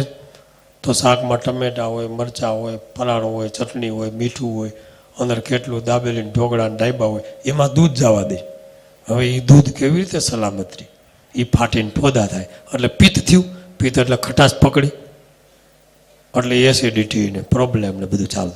પછી એમાં કફ, એટલે દૂધમાં જે તર છે, મલાઈ છે, કાંઈ પણ ભાગ છે અને કફ કરી નાખે છે. એટલે આંતરડાની દિવાલ ચીકણી કરી નાખે છે અને બધા આંતરડા બૂરી દે છે. આ બધું ચીકણા વસ્તુ. એટલે દૂધ, મીઠું અને ખાંડ, આ 3ને સફેદ ઝેર ગણાવે છે. ઓછામાં ઓછો એનો ઉપયોગ કરવો. તો એની જગ્યાએ ખાંડની જગ્યાએ ગોળ કે મધ વાપરે છે. આ પદ્ધતિમાં ખાંડની જગ્યાએ ગોળ, દેશી કે મધ વાપરે છે. દૂધની જગ્યાએ એના પ્રોબ્લેમ માટે દૂધ તમારે પીવું હોય, છાશ પીવું હોય, આમાં દૂધ, છાશ, માખણ બધું ખાવાની મનાય, દહીં નહીં. તો દૂધ તમારે પીવું હોય તો કે દૂધ નવું શોધ્યું છે આ બધા ભાઈઓ ભેગા થઈને. નાળિયેરનું દૂધ બનાવે. ટોપરું હોય ને એને ટોપરું કાઢી ઉપર છાલ કાઢી નાખે અને પછી પાણી નાખીને ક્રશ કરે, પછી એમાં નાખો મસાલા, પછી એની છાશ બનાવે. નાળિયેરનું, બદામનું, મગફળીનું, આવા બધા દૂધ બને છે. અને એ લોકોની રેસીપી હોય આ શિબિરમાં, 7 દિવસની રેસીપી અલગ હોય. એમાં જ્યુસ, લીલા પાનના સૂપ, બધું ઘણું કરે. એમાં ભરેલ ટમેટા, ભરેલ ભીંડા, ભરેલ મરચાં, 3-4 પ્રકારના લાડુ, કેટલી પ્રકારના શાક, રાયતા, ખમણ ઢોકળા, ચૂલે ચેડા વગરનું. એની આખી રેસીપી બુક છે, તમને મોકલશું બધે ફોનમાં. હવે આંતરડામાં ભોજન જાય એટલે આંતરડાને રસ ચૂસે અને કૂચો તો મળ વાતે બહાર કાઢે છે. હવે રસ ન હોય એવું ભોજન કરો એટલે આંતરડામાં ચોટે એટલે બધા કેન્દ્રો બુરાય એટલે ત્યાં સપ્લાય ન થાય એટલે અહીંયા જગ્યાએ પ્રોબ્લેમ ચાલુ થયો. આ દાદાને શું થયું? એનીમાંથી કદડો કાઢ્યો અને ઉપરથી કુદરતી રસાહાર આપ્યો. બીમારીને રસાહાર બહુ બેસ્ટ. પણ આપણે ખીચડીને કઢીને એને ક્રશ કરીને આપીને તો ઉલટાનું એ તકલીફમાં મુકાય છે, કારણ કે એ સમયે પચન જ નથી થતું. રસ જ જોતો છે આંતરડાને. રસ જ જે આપણે સિચોડામાં કાઢી લઈએ કે મિક્સરમાં કાઢી લઈએ, એ રસ આપણે આંતરડા અને હોજરી નીચોવીને કાઢે ને કૂચો બહાર કાઢે. સીધો રસ આપો તો બીજી જરૂર જ નથી. લ્યો, જો તમે ટેવ પાડી શકો એમાં રસાહાર ઉપર, જ્યુસ અને ફળ ફૂલના રસાહાર ઉપર, તો બીજા ભોજનની પણ જરૂર નથી, એવું એમાં લખે છે. કારણ કે જેટલું તમે ઓલું રસકસ વિનાનું ભોજન આપો એનું સૂત્ર છે રસ ત્યાં કસ અને દળ ત્યાં મળ. શું? રસ ત્યાં કસ અને દળ ત્યાં મળ. તો શરીરને રસયુક્ત ભોજન આપો તો ઓછામાં ઓછી મહેનત પડે ચૂસવામાં, અને આંતરડામાં આ બધો કચરો સરળતાથી, કારણ કે કુદરતી ભોજન છે, જીવંત છે, ચૂલે ચડેલું મરી ગયું એટલે એને ધક્કો મારવો પડે, સાફ કરવા માટે ધક્કો મારવો પડે. અને ઓલું ભોજન છે જેમ ખેતરમાં તમારે ખેડૂતોને ધોરિયા હોય હાલી તાણો કાઢી અને ધોરિયો સાફ, એમ તમે એવું કાચું ખાતા હો તો તમારા આંતરડા 36 ફૂટનો ધોરિયો સાફ. બેઠા નથી ને સફળતા મળી નથી, નિષ્ફળતાનું કોઈ કારણ નથી. હવે આપણે જોઈએ એક વિડીયો આંતરડાની સિસ્ટમનો.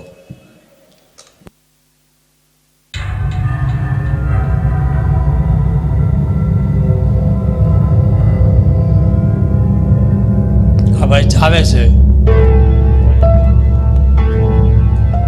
કેવી રીતે મોઢામાં રસ છૂટે છે, દાંત દ્વારા ચાવે છે.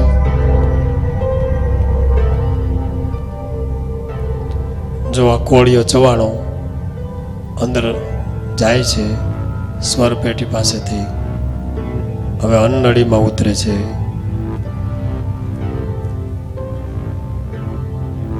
અન્નનળીમાંથી હોજરી જઠર સ્ટમકમાં પહોંચશે. આ છે હોજરી.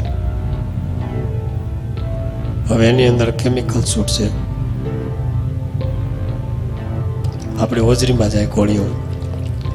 એટલે ચારે બાજુથી જો હાઇડ્રોક્લોરિક એસિડ ને બધા કેમિકલ છૂટે, જ્યુસ, અને એ ખોરાકનું એકદમ લિક્વિડ ફોર્મમાં જ્યુસ બનાવે. ચાયવા વગરનું જમે તો આખું આ જઠર એને ગ્લાઇન્ડર કરે. આવી રીતે ચાલ્યા જ કરતું હોય. આમાં આપણે નથી ચાવતા તો મહારાજને મહેનત પડે છે, ભગવાનને મહેનત પડે છે. આખું ભોજન લિક્વિડ થાય, જ્યુસ. પછી આંતરડાનો વાલ ખુલે, પછી આંતરડામાં ભોજન સરકે,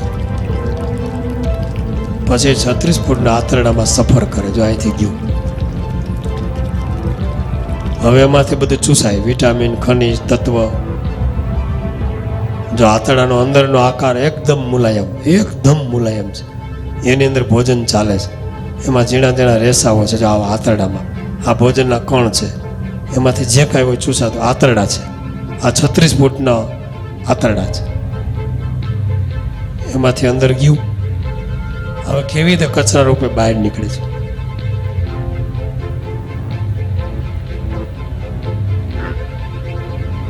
આ ભોજન ઉપર ચડ્યું, આ મોટા આંતરડામાં આવ્યું.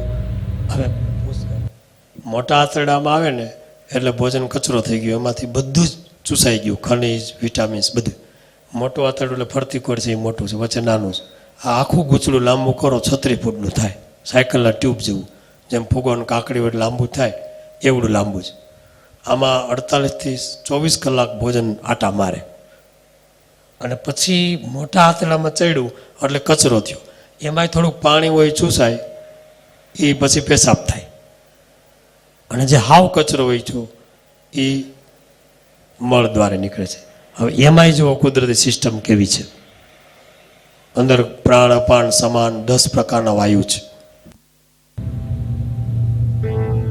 આમાંથી ચૂસાતું જાય છે, એ કિડની વાટે પેશાબમાં જાય છે, પેશાબ. પછી હાવ કચરો થાય છે.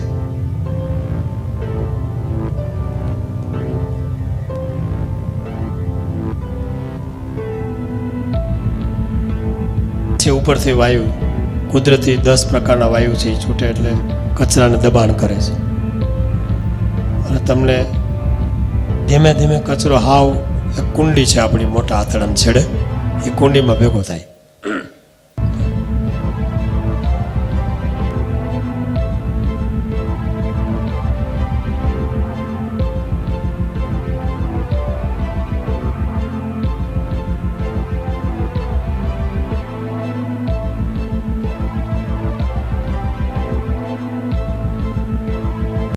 હવે જો આ ઠેઠ કચરો કુંડી પાસે પહોંચ્યો છે ગટરમાં છેડે, હવે સ્નાયુઓ દ્વારા, કરોડરજ્જુના સ્નાયુઓ દ્વારા મગજમાં મેસેજ પહોંચે.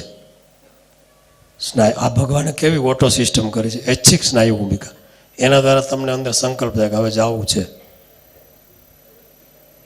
હવે ઊભા થાય. પછી સભા હોય કે કોઈ પણ કાર્યક્રમ હાલતો હોય પછી ઉપડે. એ અંદરથી કુદરતી કોલ આવે, અંદર મગજને મેસેજ પહોંચે કે હવે ઉપડો, નકર ખુરશી બગાડશો તમે. હાલો આગળ ચાલો.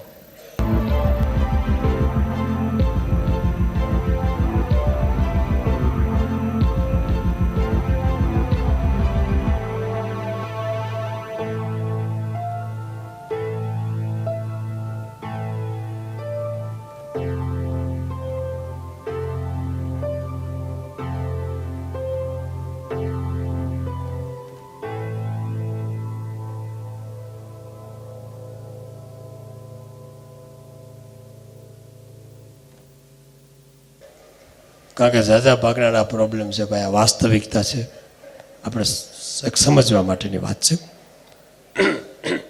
જે કાંઈ રોગ છે, તકલીફ છે, કબજિયાત હોય તો કુદરતી આહાર, રસાહાર વિશેષ કરવો જોઈએ. હવે આપણે પાચન તંત્રની આ બધી જોઈ. હવે આગળ એક વિડીયો છે કે કાળુભાઈ પોતે જ કીધેલા છે 2 કિસ્સાઓ, એના થકી જે એને એક્સપિરિયન્સ મળ્યા હોય કે એક ડૉક્ટર હતા, એના મિસિસને કોમામાં વહી ગયા, તો આ પદ્ધતિથી કોમામાંથી બહાર આવી ગયા. એક ભાઈના છોકરાને એલર્જી હતી, વાતમાં શરદી, આ તે કોઈ પ્રકારની એ સહન ન કરી શકે, એલર્જી એટલી બધી, એ પણ દૂર થઈ ગઈ.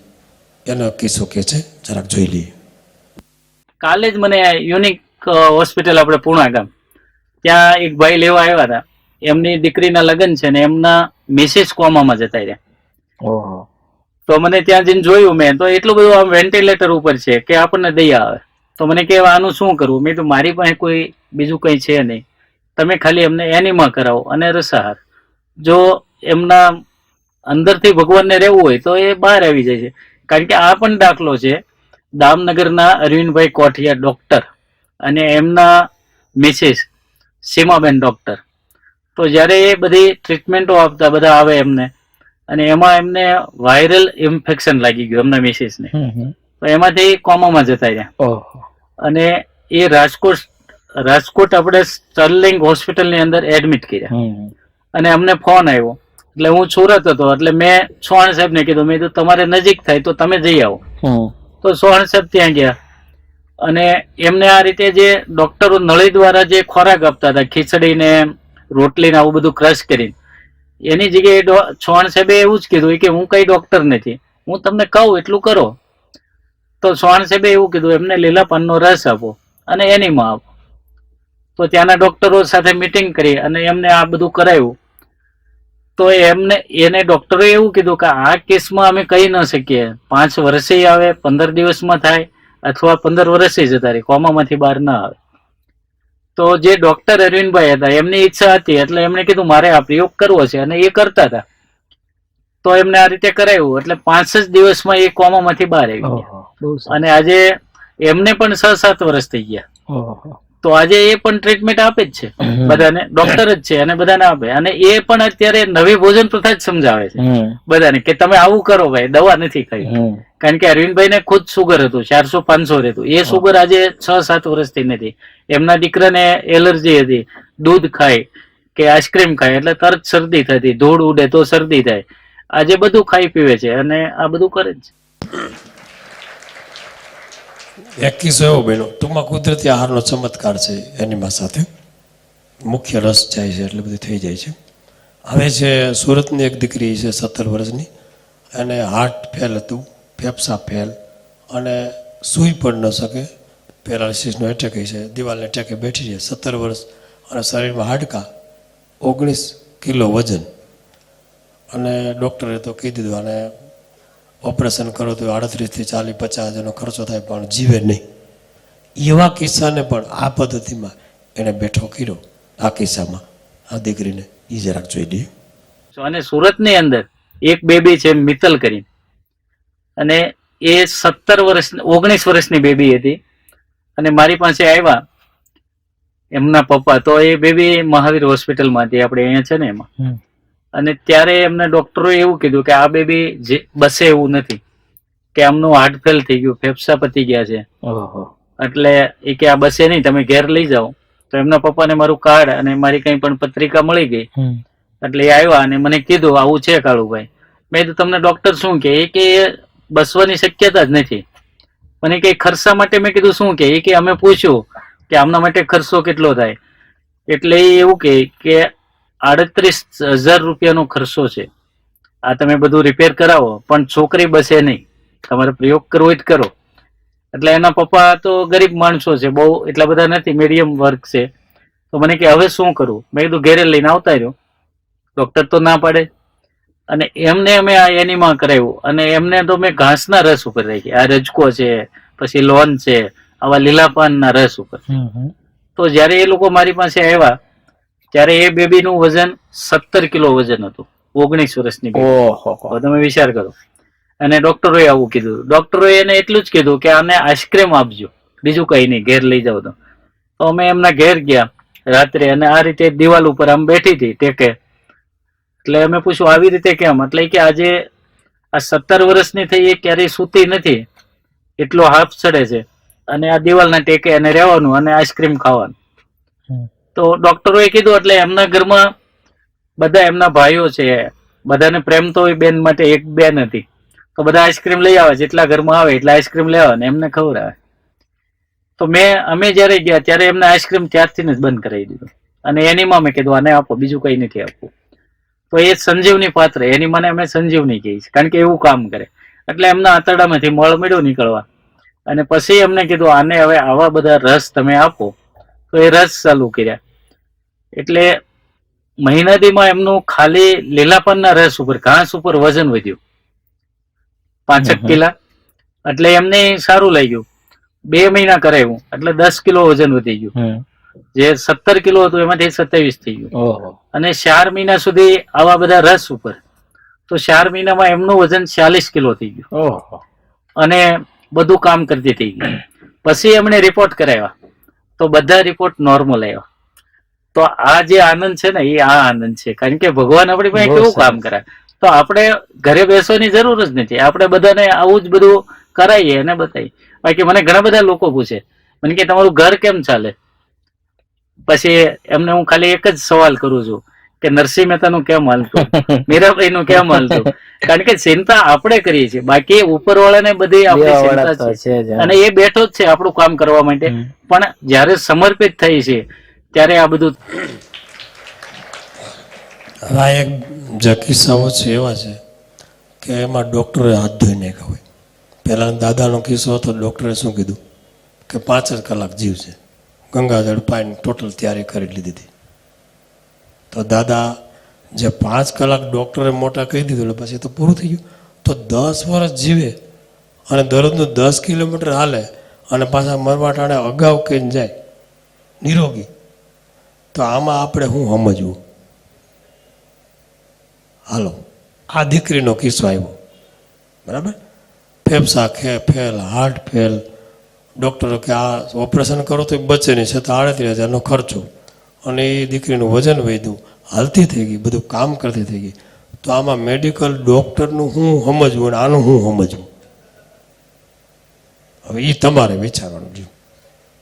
આ તો કે હું તો અભણ છું, 6 ધોરણ ભણેલો છું, હીરામાં હતો, અત્યારે મારા મોટા ભાઈ કેન્દ્ર હાલે, અમે અમેરિકાના બધા દેશમાં બધા ભાઈઓ જાય, અમેરિકામાંથી કંઈ ઓફર આવી હતી 5 કરોડ રૂપિયા આપીને અહીંયા કેન્દ્ર કરવા લોકોને બહુ જરૂર છે, એટલે કે આપણે ભારતમાં કરવું વિશેષ, બહાર નહીં. એટલે અહીંયા એના કેન્દ્રો ચાલે. એ કે અમે સેવા કરી, કારણ કે આવી રીતે રોગ મળતા હોય, અને કે મને બધા ડૉક્ટર કહીશ, અને મારી પાસે રિપોર્ટ લઈને આવે. મને વાંચતા નથી આવડતો રિપોર્ટ, મને ઇંગ્લિશ નથી આવડતું, પણ ઓલા આવે ડાયાબિટીસ ઓલું બધું ઘેરાઈ ગયું હોય, એટલે બધા જોવે કે હા બસ આ કરો, સબ દર્દો કે એક દવા, કુદરતી આહાર. એટલે ઓલો પછી 2 મહિના પછી રિપોર્ટ કરીને હસતો હસતો આવે, આ જુઓ નીલ થઈ ગયો, રિપોર્ટ જુઓ. ઓલાને વાંચતા જ નથી આવતી કે હું એને આશ્વાસન માટે આમ ડોકું હલાવું, બરાબર છે, આ ચાલુ રાખજો, પોતે જ બોલ્યા છે. અહીંયા પ્રભુ સ્વામી પાસે સુરત આવ્યા હતા, મેં ઓડિયો છે તમને કોઈને સાંભળો તો કહેજો, 9 કલાક. એ કે કાળુભાઈ કે સ્વામીજી આ આંતરડામાં એટલો કદડો, એ કે વેતના કરમિયાના કીડા અંદરથી નીકળે છે, એવા લોકો આવે છે, આની અંદર એટલી ગટર જામી ગઈ છે, અને તો એવું જ દાયબા કરે છે, આ બધા એવું જ દાયબા કરે છે જીભના ચટાકાથી. આને જીતવાની છે, આ લુલીને. હા છે લુલી, હાડકા વગરની પણ હાડકા ખોખરા કરી નાખેવી છે. એ જીતાઈ ગઈ તો કામ પૂરું. અલગ ગમે એવા ડાયાબિટીસ વાળા તો આઈસ્ક્રીમ દાબી લે, પાછી ખિસ્સામાં ટીકડી કાઢે, પાર્ટીમાં ગયો ને દાબી લે. આ રોગ બધા એના જ. એટલે મહારાજ કે જીભને કેમ જીતવી, લોયાનું 8મું કે ન ગમતી હોય એવી વસ્તુ આપવી. આ ન જ ગમે ને, આવું કોને ભાવે ખાવું? તો ધીમે ધીમે ફાવી જાય, અને આમાંય ટેસ્ટફુલ બનાવે છે. હવે એક કિસ્સો તો એવો છે, મુંબઈના જયંતિભાઈ સોની, 154 કિલો વજન. આમાં એવું છે, જો વજન વધારો એનું માપનું થઈ જાય અને ઓછું એનું વધારે એને પણ આહાર બતાવશે જનકભાઈ આની અંદર. તો એને 154 કિલો વજન એમાંથી 54 કરી દીધું એને. અને કેવા પ્રોબ્લેમ હતા કે દરરોજની કાંઈક એટલી ટીકડી અને પગનું ગેગરીન હતું, પગ આખા કાપવા પડશે એવું ડૉક્ટરે એનું નિદાન કરી દીધું, પગ કપાવવા પડે. એમાંથી એને હાલતા કરી દીધા વેટ ઓછું કરીને. પછી સુરતના કાંતિભાઈ પટેલ દિવસમાં 3 વખત ડાયાલિસિસ એટલે દિવસમાં 3 વાર આખા લોહી બદલાવે છે, શુદ્ધ કરે. 32 ગોળી ખાય. માણસ આપઘાત કરવા સુધી પૂગી ગયો, બધે મીઠો. પછી એને એની માં રસાહાર ઉપર રાખી અને એના ડાયાલિસિસ બંધ કરાવી દીધા, દવા બંધ કરી દીધી. અટાણે આટા મારે છે, સેવા કરે છે. એ 2 કિસ્સા 2 જ મિનિટના છે, એ જરાક સાંભળી લઈએ તો વધારે આપણને ખ્યાલ આવશે. બધા મુંબઈના એક જંતીભાઈ સોની હતા, તો એમનું 154 કિલો વજન અને એમને એટલું બધું કે ગેંગ્રીન થઈ ગયું હતું પગે, એટલે બિચારા ચાલી ન શકતા અને પગ કાપવાનું ડોક્ટરોએ કીધું. અને એમાંથી એમને આ બધું મળી ગયું તો એમણે આ અપનાવ્યું. તો 154 માંથી ખાલી 54 કિલો વજન, 100 કિલો વજન નીકળી ગયું. ના બાયપાસ કરાવવું પડે કે ના પગ કાપવા પડ્યા અને એકદમ ચાલતા થઈ ગયા. એક પણ ડગલું ચાલી ન શકતા, એના બદલે એ 2-3 કિલોમીટર ચાલતા થઈ ગયા. એટલે આ ખુદને કરવાનું છે, અહીંયા બીજા માટે નથી કે આપણે વાત સાંભળીને આપણે આવું કરીએ તો એમ નહીં થાય, પણ આપણા ઉપર અનુભવ કરીએ, જાતે અનુભૂતિ કરીએ ત્યારે થાય.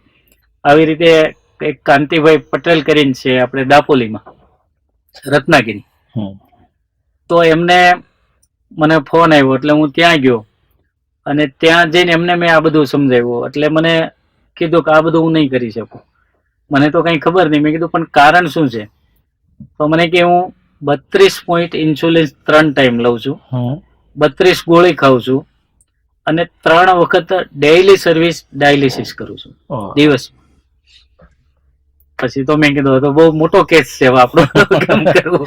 તો મેં કીધું કાંઈ વાંધો નહીં દાદા, તમે આપણે કાંઈ કરવાનું નથી, તમારું બધું ચાલુ રાખો અને હું કહું એવું તમે ભોજનમાં પરિવર્તન કરો. તો એમને આવા બધા રસ ઉપર લીધા તો એ નહોતા માનતા. એ કે મને અહીં મળે નહીં, હું નહીં કરું. કારણ કે લીલાવતી હોસ્પિટલના પેશન્ટ હતા, એમને હું અહીં સુરત લાવ્યો. અહીં પાલમાં જ એમની દીકરી રહેતી, ત્યાં રોકાણ અને હું ત્યાં રાજહંસમાં રહું જગાતનગર. મારે 18 કિલોમીટર થાય. હું એકાત્ર અહીં આવતો, એમને એની માન બધું કરાવતો અને રસ આપતો. તો આ બધું ચાલુ કર્યું. એટલે 5 દિવસમાં મને રાત્રે ફોન આવ્યો કે દાદાને બેભાન થઈ ગયા છે, તો શું કરવું? મેં કીધું અમને કાંઈ નહીં, શેરડીનો રસ લઈ આવો અને આપી દો. એનું સુગર એકદમ નોર્મલ થઈ ગયું છે અને આજથી દવા નહીં આપતા. તો એક તો સુગરની દવા છૂટી, બીપીની છૂટી. 2.5 મહિના સુધી આવું બધું કરાવ્યું રસ ઉપર. 2.5 મહિનામાં એમનું ડાયાલિસિસ બંધ થઈ ગયું. અને ત્યાર પછી એ દાપોલી ગયા અને ત્યાં બધી ફરતા. કચ્છમાં એમનું ગામ હતું, ત્યાં જતા, ત્યાં ફરે.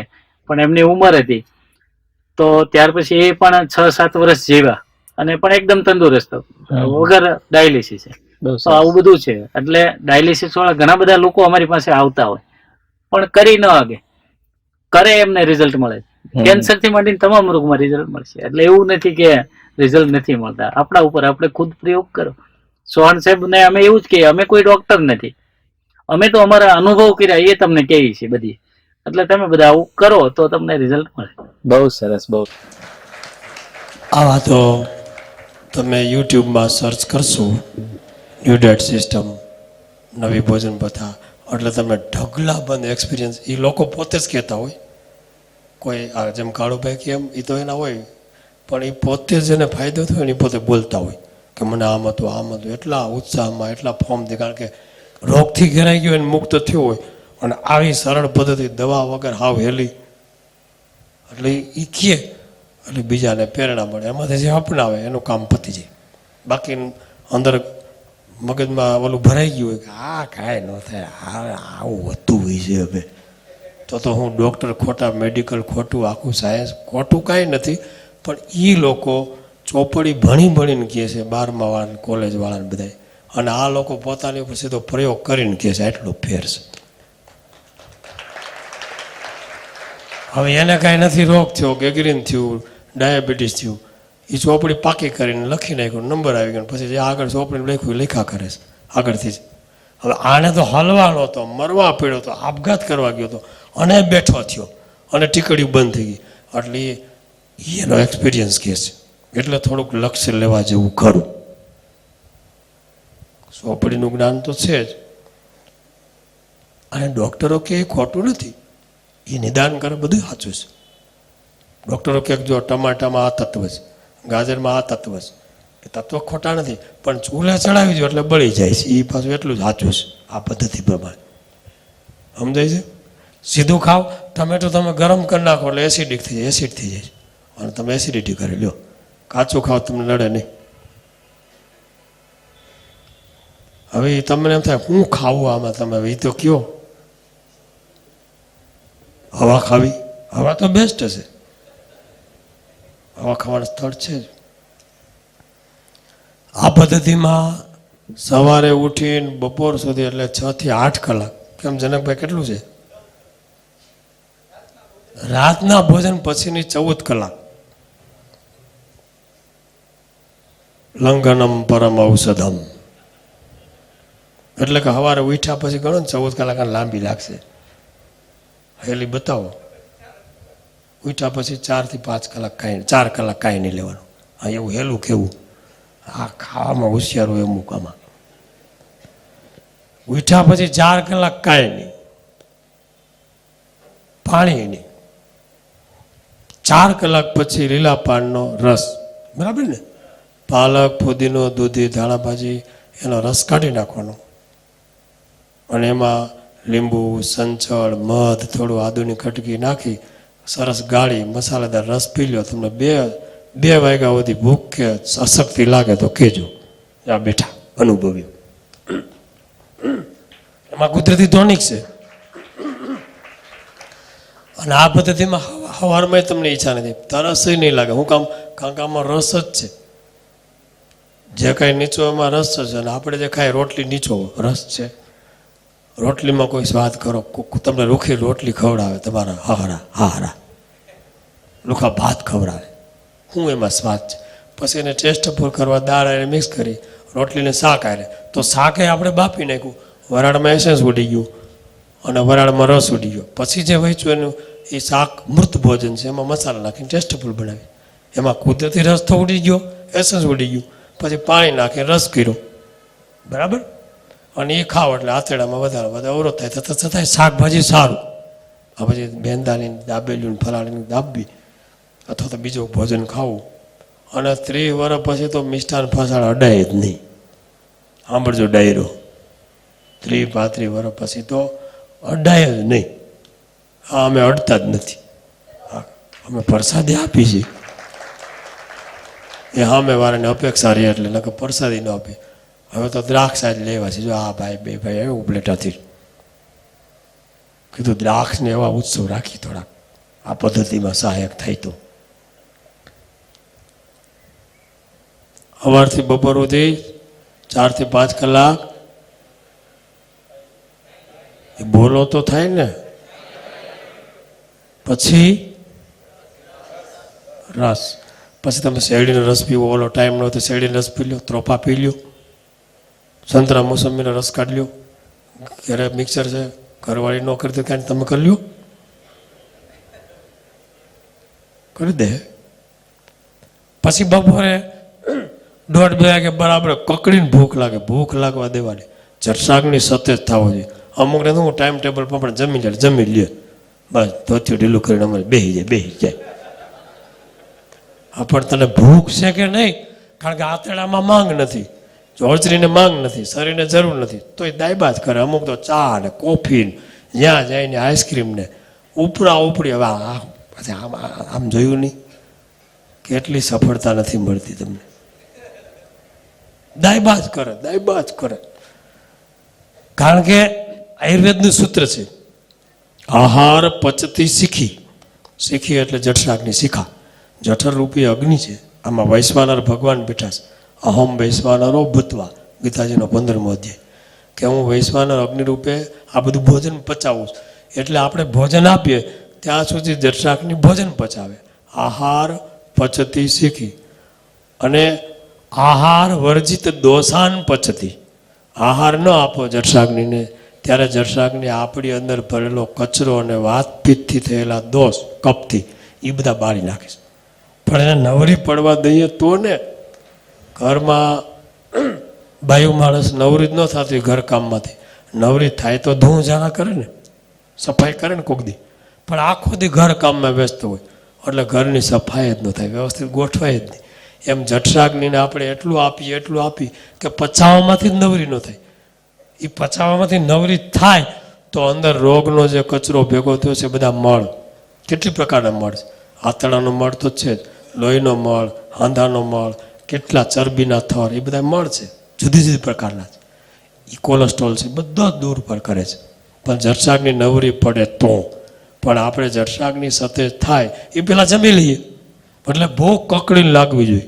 પેલું સૂત્ર બરાબર ને આમ ભડકો થઈ જવો જોઈએ, એમ થાય થાળી બટકાવી જાઓ, એવી ભૂખનો અનુભવ કરો. એ આ મહેનત કરનારા કરે છે. આપણે તો ખુરશે બેઠા બેઠા પંખા ફરતા એસી ફરતા હોય, ચા ને કોફી કેટલું ખાઈ પીને ગયા હોય, આઈસ્ક્રીમ, પાછા ઘેરે જઈને કાંઈ ઠીક નથી, આમ ઢમ થાય. પણ ત્યાં આમાં કંઈક ખામી નથી રહેવા દીધી. અમુક તો ભજીયા એટલા ખાય એવો બહુ દાબે, મોઢામાં હાથ નાખો ભજીયું બહાર આયા હોતી ભરજી. ગોપાળન સ્વામી કીધું છે હોજરીના 4 ખાના કરવાના, સમજા? 4 ખાના કરવાના. 1 ખાનું પ્રવાહીનું, 1 ખાનું હવા માટે, અને 2 ખાના છે એમાં એકમાં દળદાર, એકમાં શાકભાજી, એવા 4 ખાના છે. પણ આ તો 4 ઠા આવી ગઈ, શ્વાસ ન લઈ હગાય.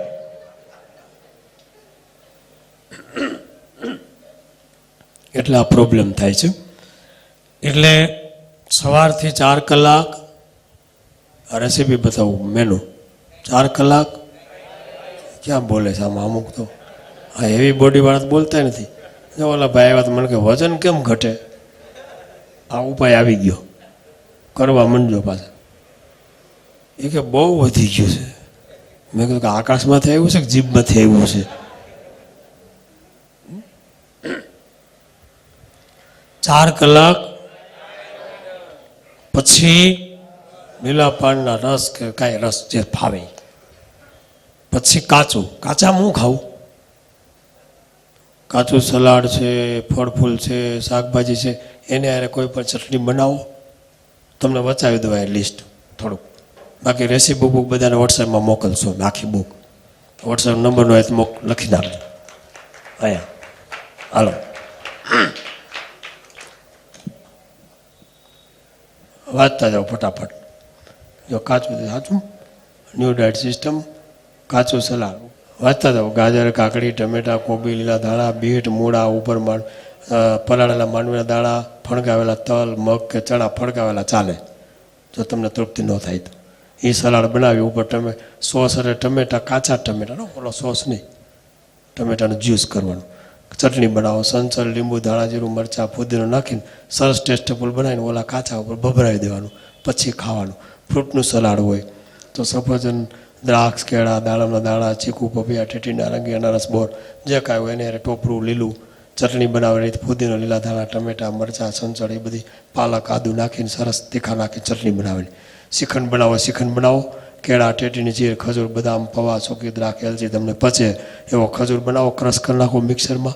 જ્યુસ બનાવો, લીલી દ્રાક્ષનું, દાડમનું, અનાનસનું, તરબૂચનું, ટેટીનું, સફરજનનું, ચીકુનું, સંતરાનું, મોસંબીનું જરૂરિયાત પ્રમાણે પાણી નાખી એમાં મધ કે ગોળ નાખી સુગંધમાંથી એલચી સેજ નાખો અને સરસ મિક્સરમાં ક્રશ કરો, જ્યુસ બની જાય, ગાળી નાખો, પીવો. લીંબુનું શરબત, લીંબુમાં મધ નાખવું અને પાણીનું શરબત અથવા ગોળ નાખી શકો. લ્યો, આ તમે શરબત બહુ ટોનિક છે. ઉપવાસમાં લીંબુ મધનું શરબત શક્તિ, એનર્જી આપીને આંતરડાને સાફ કરે છે. શાક બનાવેલી છે, એમાં ટમેટાનું રાયતું, બધા રાયતા બને, ટોપરાનું, બધું ઘણું બધું બને છે. હવે લાડુ, કોઈને હોય નાના બાળકોને તમે લાડુ બનાવો હોય તો લાડુનો વિભાગ છે.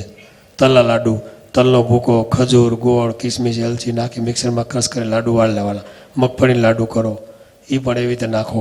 કાજુ કતરી, કાજુ બદામ, પિસ્તા, ગોળ, અખરોટ, જે કાંઈ તમારે પચે એવું તમે લાડુ કરીને પણ સાંજે કે બપોરે મુખ્ય કાચા સાથે જમી શકો. ખજૂર પાક કરો, ફ્રૂટ સલાડ કરો.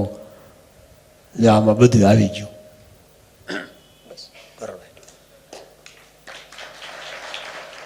તો હવે જનકભાઈ ઉચાટ, રમેશભાઈ અને ભાઈ ભરતભાઈ ત્રણેય ભાઈ સ્ટેજ ઉપર આવશે. આપણે એને તાળીઓથી વધાવીએ. કારણ કે એને લગભગ 12 થી 14 વર્ષથી એક પણ દવાની ટીકડી લીધી હતી, એક પણ બીમારી આવી નથી. અને એ આ સિસ્ટમને પૂરેપૂરા અનુસરે છે. અને એક મોટી શિબિર કરવાના છે 7 દિવસની. અને શિબિરમાં તમારે જવું હોય તો 5મા મહિનામાં છે. અહીંયા બેસો.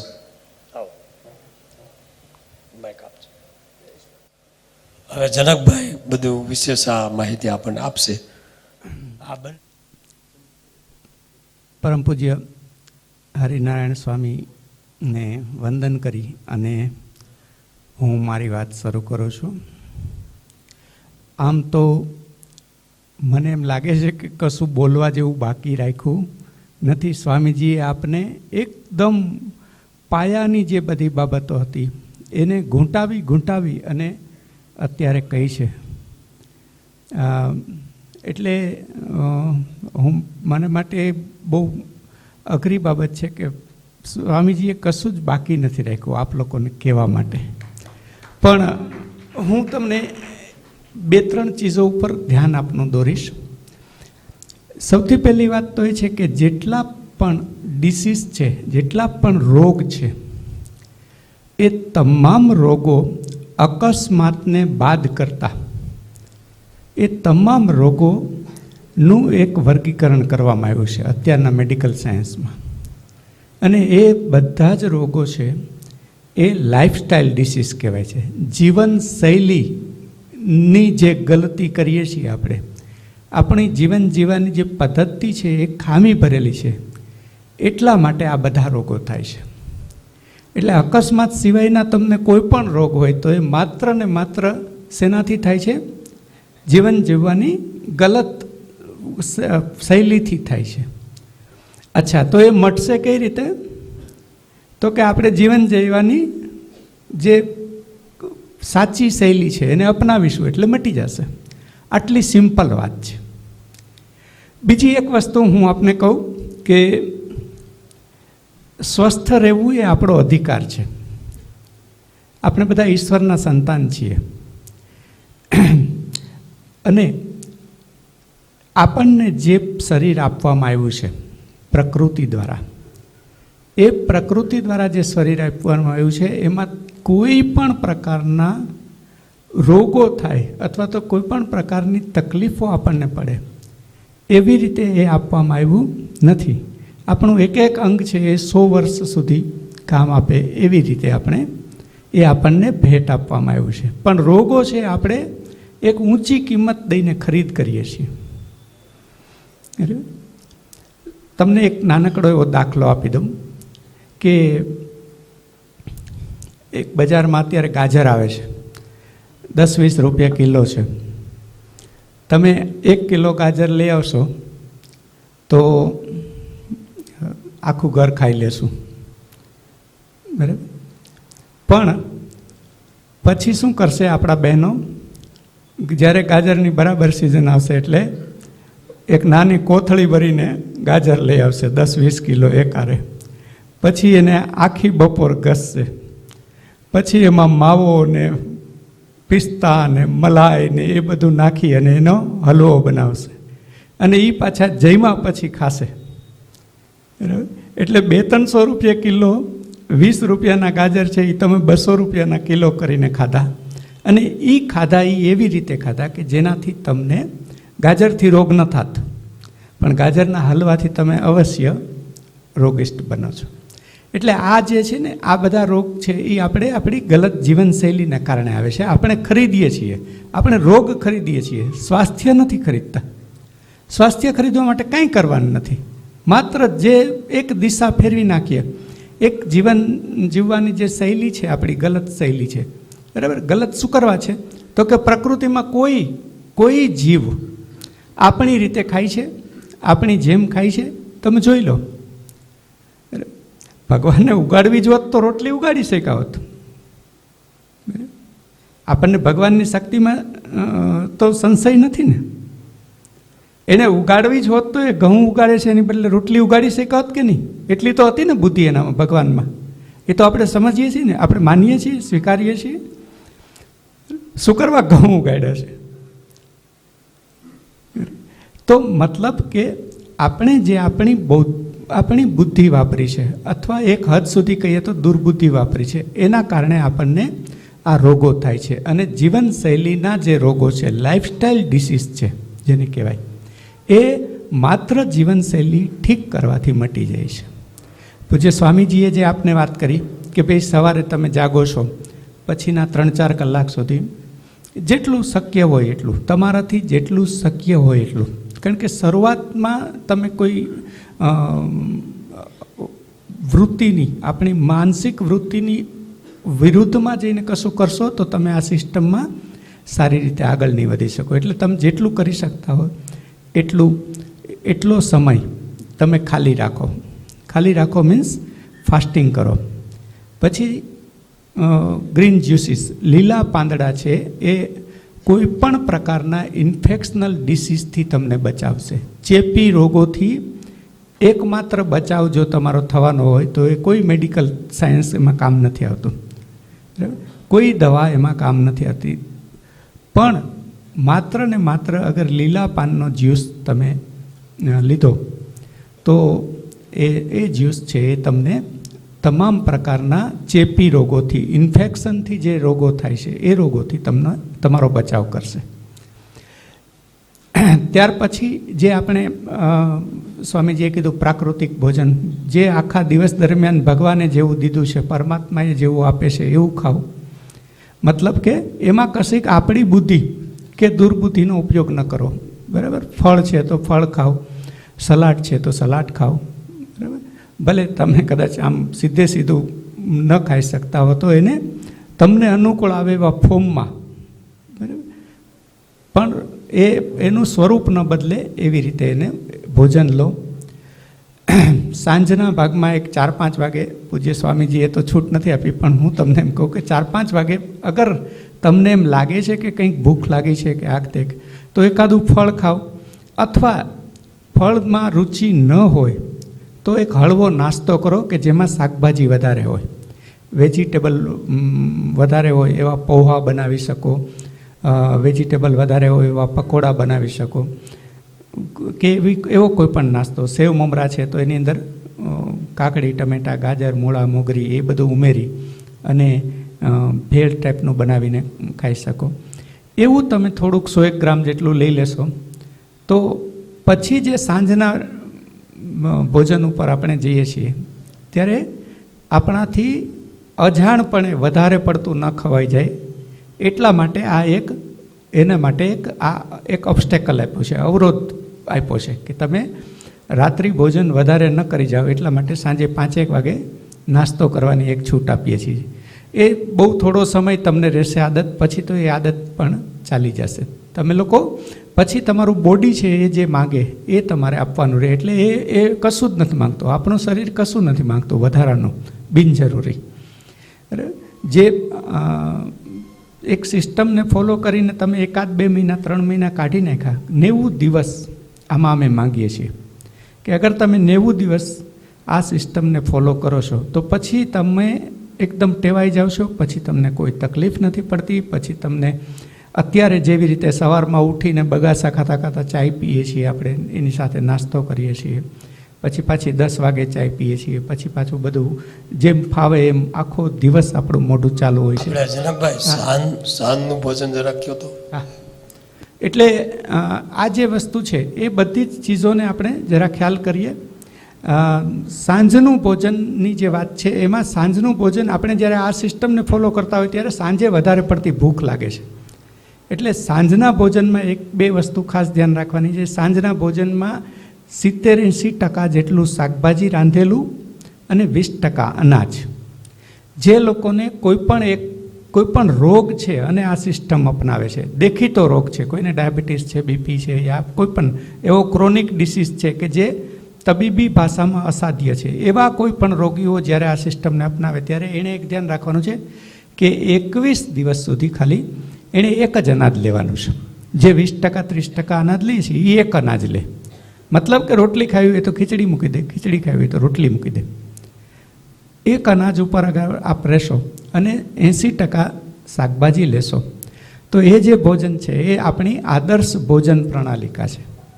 એ ભોજન છે એ તમને બીમાર હશો તો સાજા કરશે, સાજા હશો તો ક્યારેય બીમાર નહીં થવા દે.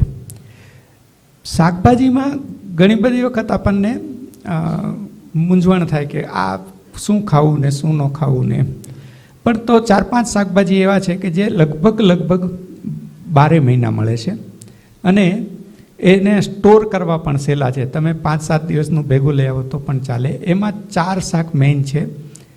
એક છે કોબી, એક છે દૂધી, એક છે પાલક અને એક છે કોળું. હવે આમાં જનકભાઈ દવા છટાય છે એવો પ્રશ્ન છે કોબીમાં, એનું કંઈક સોલ્યુશન? બિલકુલ. જે લોકો દવા છાંટે છે અને ખાસ કરીને ખેડૂતો કોબી નથી ખાતા. ઘણા બધા કુટુંબો મેં જોયા છે, મારા મિત્રો છે, હું પોતે ખેડૂત છું અને પણ હું ઓર્ગેનિક ખેડૂત છું એટલે હું દવાનો ઉપયોગ નથી કરતો, પણ એ અલગ વાત છે. પણ જે મારા મિત્રો છે જે કોબી ઉગાડે છે એ કોબી ખાતા નથી. એટલી બધી હદે એની અંદર પેસ્ટિસાઇડ હોય છે. પેસ્ટિસાઇડના કેટલાક નિયમો સમજી લો, ડરવાની જરૂર નથી. જે છે એ છે. અત્યારે જે પરિસ્થિતિ છે એ પરિસ્થિતિમાંથી કઈ રીતે હલ કાઢવો બહાર.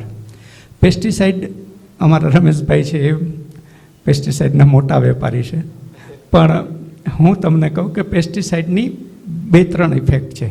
એક તો એ પેસ્ટિસાઇડની અસર ક્યાં સુધી રહેવાની છે, 2 પેસ્ટિસાઇડની અસર કોના ઉપર રહેવાની છે, બરાબર, અને 3 એ પેસ્ટિસાઇડની જે વિષાક્ત અસરો શરીરમાં થવાની છે એ કેવી રીતે ડિટોક્સ કરી શકીએ. મતલબ કે જે ટોક્સિન, જે ઝેર આપણે પેસ્ટિસાઇડ શાકભાજી મારફત શરીરમાં જશે એની અસર કેવી રીતે નાબૂદ કરી શકીએ. આ 3 વસ્તુ વિચારવાની છે. તમે પેસ્ટિસાઇડ નાબૂદ નથી કરી શકવાના, બરાબર, એ તો નથી કરી શકવાના કારણ કે એ તો હવે ઘુસાડી દીધું છે આપણને. પેસ્ટિસાઇડ વગર કશું થવાનું જ નથી. એટલે તો શું કરવું? તો એનો એક ઉપાય છે, પેસ્ટિસાઇડ વિશે જાણી લો. જે કીડા મારે એ તમને મારી શકે એવું નથી. નંબર 2 કે એ મનુષ્યના જીવનમાં કોઈ મોટો ખતરો પેદા કરશે એવી બીક રાખવાની, એવો ભય રાખવાની જરૂર નથી. તમામ પેસ્ટિસાઇડ્સ છે એને ટાઈમ લિમિટ હોય છે કે એ જ્યારે છાંટો એના 24 કલાક, 72 કલાક, 108 કલાક એવી રીતની ટાઈમ લિમિટ હોય છે. એ ટાઈમ લિમિટ દરમિયાન જ એ એક્ટિવ હોય છે. પછી તો એ પેસિવ થઈ જાય, અને પેસિવ થઈ જાય પછી એનાથી બહુ ડરવાની જરૂર નથી. એ દાંત કાઢી નાખેલા સાપ જેવું છે, પછી મદારીના હાથમાં રમતો હોય. એવી રીતે એ પેસ્ટિસાઇડ્સ છે એ આ રીતે કામ કરે છે. અને છતાં પણ જે પેસ્ટિસાઇડ આપણા શરીરમાં જાય છે અને એ કદાચ એનું વધારે પડતું જમાવટ, વધારે પડતું ડિપોઝિશન આપણા શરીરમાં થાય તો આપણને એની ઘાતક અસરો થાય. આ ઘાતક અસરો નિવારવા માટે આ જે આપણી સિસ્ટમ છે એ કાફી છે. કારણ કે આપણી સિસ્ટમ શું કરે છે, તમે કાચું ખાવ છો તો શું થાય છે એ તમને ખ્યાલ છે? તમારા શરીરમાં શું થાય છે? બીજું કશું કોઈ ચમત્કાર નથી થતો. તમે રોટલીની બદલે એક કેળું ખાઈ લીધું તો શું થયું એ તમે જાણી લો. તમારા શરીરમાં જે ટોક્સિન છે એ રોટલીથી દબાશે, સપ્રેસ્ડ થશે, અંદર રહેશે, અને એ કેળાથી કે ફ્રૂટથી, એક મોસંબીથી એ બહાર નીકળશે, શરીરની બહાર નીકળશે. શરીરની બહાર એને ફગાવવાની જે પ્રક્રિયા છે એ પ્રાકૃતિક ભોજનમાં થાય છે. એટલે આમ પણ જ્યારે તમે કાચા શાકભાજી લેશો, સલાડ લેશો, ફળ લેશો, ત્યારે તમારી અંદર જે જૂની અત્યાર સુધી ભેગી કરેલી જે વિષાક્ત અસરો છે એ બધી અસરો ધીમે ધીમે નાબૂદ થવાની છે. એટલે ખાસ કરીને જ્યારે આપણે પેસ્ટિસાઇડ વિશે વિચારતા હોય ત્યારે બહુ એનાથી ગભરાવાની જરૂર નથી. બરાબર. પહેલી એક વસ્તુ કે પેસ્ટિસાઇડ્સથી તમે બચી શકવાના નથી. આ એક વખત સ્વીકાર લ્યો, બરાબર. કારણ કે તમામ ખેડૂત, બરાબર, હવે તો કેટલાક ખેડૂતો શીખ્યા છે એ પોતા માટે પેસ્ટિસાઇડ વગરનું ઉગાડે છે. અડધો વીઘો પોતાના શાકભાજી અલગ ઉગાડે છે અને પછી વેચવાના શાકભાજી અલગ ઉગાડે. આ હકીકત છે. પણ આમાં કશું આપણે ગભરાવવું પડે યા શાકભાજી ન ખાવા એવું વિચારવું પડે એવું કશું બનતું નથી. આ એની એક તમને મેં વૈજ્ઞાનિક સમજ આપવાની કોશિશ કરી છે. મારા ખ્યાલથી સમય પણ ઘણો થઈ ગયો છે અને ફરી એક વખત હું આપને ખાલી એક વસ્તુ કહી દઈશ કે તમે જેને રોગ કહો છો એને અમે રોગ ગણતા નથી. એને અમે જરા જુદી ભાષામાં જોઈએ છીએ અને જુદી રીતે જોઈએ છીએ. તમે જેને રોગ કહો છો, તમે તમારા ડૉક્ટરે જેમાં એવી સલાહ આપી હોય છે કે ભાઈ આમાં તો તમારે લોંગ લાઈફ મેડિસિન લેવી પડશે, દવા લેવી પડશે આખી જિંદગી, બરાબર, જીવો ત્યાં સુધી દવા લેવી પડશે. હવે એને આપણે એમ નથી પૂછતા કે જો જીવો ત્યાં સુધી દવા લેવાની હોય તો જીવશું કેટલું એ નક્કી કરી દો, બરાબર. કારણ કે તમામ મેડિકલ જે મેડિસિન છે એની એક પોતાની અસર છે અને અસર નથી, ખતરનાક આડઅસર છે બોડીમાં. એટલે એ તમારા શરીરની અંદર એક વિષાક્ત અસરો પેદા કરશે અને છેલ્લે પછી દાખલા તરીકે જે લોકો ડાયાબિટીસની દવાઓ લે છે, જે લોકો કિડનીની બીપીની દવાઓ લે છે, એ બધાને 10, 15, 20 વર્ષ પછી એક લાંબા સમય પછી એ બધાને એની આડઅસરોની ખરાબ અસરોની વિષાક્ત અસરોની અનુભૂતિ થાય છે અને એને ખાસ કરીને કિડનીના અને એ બધા રોગો થાય છે, કિડનીની કાર્યક્ષમતા ઉપર અસર થાય છે. તો આ હતી વાત. મારે જે વાત કહેવાની છે એ છે કે તમને કોઈને પર્ટિક્યુલર કોઈ રોગ છે તો એના માટે અમે એક બહુ સરળ ભાષામાં તમને એક ડાયેટ ચાર્ટ આપીએ છીએ, બરાબર. દાખલા તરીકે કોઈકનું વજન વધારે છે, દાખલા તરીકે અચ્છા વજન વધારેમાં એક સ્વામીજીએ જે દાખલો આપ્યો એ દાખલો હું તમારી સામે બેઠો છું. મારું વજન 94 કિલો હતું, મેં મારું વજન 49 કિલો કર્યું હતું. બહુ બિલકુલ અત્યારે 70 કિલો ઉપર વર્ષોથી બેઠા છીએ, બરાબર. બહુ કોઈકના લગ્નમાં જવાનું થાય તો 72 થાય છે અને ઉપવાસ કરી લઈએ તો 68 થાય છે. હવે વધઘટ થતી નથી. પણ જ્યારે આપણે ધારીએ ત્યારે આપણું વજન એક ફુગામાં જેમ આપણે હવા ભરીએ અને પાછી હવા કાઢી નાખીએ અને એટલી સહેલાઈથી તમે યાદ રાખજો કે તમે તમારા શરીર સાથે એટલી સહેલાઈથી પેશ આવી શકશો. તમે વજન ધારશો ત્યારે ઘટાડી શકશો, તમે વજન ધારશો ત્યારે વધારી શકશો. આના માટેના અમુક પ્રકારના ડાયટ ચાર્ટ છે. સૌથી વિશેષ જે વાત કરવાની છે એ છે કે આપણા ઘરમાં ખાસ કરીને જે આપણે માતાઓ બહેનો છે 30 વર્ષની ઉંમર પછી એને બોડી એક શરૂ થઈ જાય છે, કમર દુખે છે, હાથ દુખે છે. 40 વર્ષ પછી પોતાની જાતે ઘણી વખત માથું પણ સંવારી ન શકે, ફ્રોઝન શોલ્ડર થઈ જાય છે અને એ પ્રકારના રોગો થાય છે, બોડી એક. તો એમાં એ બહુ સિમ્પલ રોગ છે અને એમાં કંઈ કરતાં કંઈ ખરેખર એવું કશું જ કરવાની જરૂર નથી, બરાબર. ઇવન આ સિસ્ટમ જે મેં આપને કીધી, સ્વામીજીએ સમજાવી છે આપણને, એ સિસ્ટમનો એક બહુ નાનકડો ભાગ પણ એ અગર અમલમાં મૂકી દેશે ને તો એને એ વસ્તુ એનામાંથી દૂર થઈ જશે. એટલે એ આ બધી ચીજો છે. તમને અગર કોઈ એવું લાગે કે તમને તમારા ડાક્ટરે એમ કીધું છે કે આ અસાધ્ય રોગ છે, આમાં તમારે જીવનભર દવા લેવી પડશે, તો મારી એક રિક્વેસ્ટ છે અને પૂજ્ય સ્વામીજીને પણ હું કહું છું કે હું હમણાં અહીંયા એકચ્યુઅલી મારી જોબ ચાલુ છે, હું જુનાગઢમાં છું એટલે, પણ હું 31મી તારીખે રિટાયર્ડ થવાનો છું. હું દર અઠવાડિયે 1-2 કલાક સ્વામીજી કે ત્યાં બેસવા એકાદા ઓટલા ઉપર મને જગ્યા આપશે તો હું બીજું તો કંઈ નહીં કરી શકું, પણ હું તમને એક ડાયેટ ચાર્ટ આપીશ કે તમે મારી પાસે આવીને એમ કહેશો કે ભાઈ મને આ તકલીફ છે, તો મારી પાસે એનું એક રેડીમેડ પ્રિસ્ક્રિપ્શન હશે. પ્રિસ્ક્રિપ્શન એટલે કે હું ડૉક્ટર જેવું નહીં, પણ હું તમને એમ કહીશ કે તમે એટલી વસ્તુઓ હમણાં લઈ લો, બરાબર. અને બીજી એક વસ્તુ તમને કહી દઉં મિત્રો, સાજા થવું બિલકુલ સહેલું છે. આપણું જે શરીર છે એ દર 7 દિવસે એનું બ્લડ બદલી જાય છે. આપણા શરીરનું જે સંપૂર્ણ લોહી છે એ દર 7 દિવસે બદલતું હોય છે. અમે 21 દિવસ પૂરતા જે લોહીના 3 સર્કલ છે એ તમને બદલાવી નાખીએ એટલે તમારા શરીરમાંથી રોગ દૂર થઈ જશે. 21 દિવસમાં તમને ખબર પડી જશે કે આપણો રોગ ગયો. પછી તો તમારે જે દૂર કરવાનું છે એ રોગનો ભય દૂર કરવાનો છે, રોગ દૂર નથી કરવાનો, કારણ કે રોગ તો વયો ગયો છે.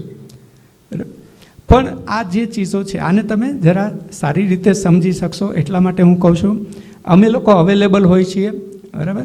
મને મારી જે ઓફિસમાં હું અત્યારે જોબ કરું છું એ ઓફિસવાળાએ મને સોફા ને ચેમ્બર ને એવું બધું આપ્યું છે, કારણ કે હું આ પેશન્ટને ત્યાં ઓફિસમાં તપાસી શકું એટલે મને સગવડતા આપી છે. એ સિવાય પણ મેં સ્વામીજીને પણ હું નિવેદન કરવાનો છું કે ગમે ત્યારે હું આપ કહેશો ને એકાદ જગ્યા ઉપર એકાદ ઓટલા ઉપર બેસીશ. તમારી પાસે આવવું હોય કોઈને તો અત્યારે તમારી બેઠક ક્યાં હોય હા હા, અત્યારે હું જિલ્લા ઉદ્યોગ કેન્દ્રમાં છું. 31 તારીખ સુધી તો ત્યાં છું. આપ લોકો કોઈ પણ મને 10 થી 6 મળી શકશો, બરાબર. મારા એક મોબાઈલ નંબર છે, અગર કોઈને જરૂર હોય તો લખી લેશું. જરાક લખી લ્યો. તમારા મોબાઈલ દ્વારા સલાહ લેવી હોય, કોઈ આ સિસ્ટમ કરે તો કોઈને પ્રશ્ન હોય તો પૂછી શકો. હાજી હાજી.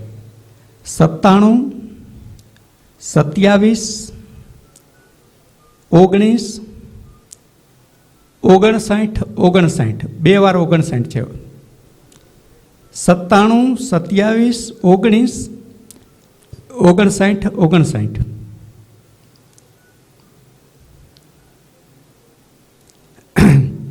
મારી સાથે જે અમારા મિત્રો છે, રમેશભાઈ ધડુક છે, એ ગાંધી ચોકમાં બેસે છે અને મેઘરજ માર્કેટમાં યુગ એગ્રો નિગમ એની દુકાન છે. આપ રમેશભાઈનો પણ ગમે ત્યારે સંપર્ક કરી શકશો. આપણે સાવલા જિગ્નેશભાઈની બાજુમાં જ એમની દુકાન છે.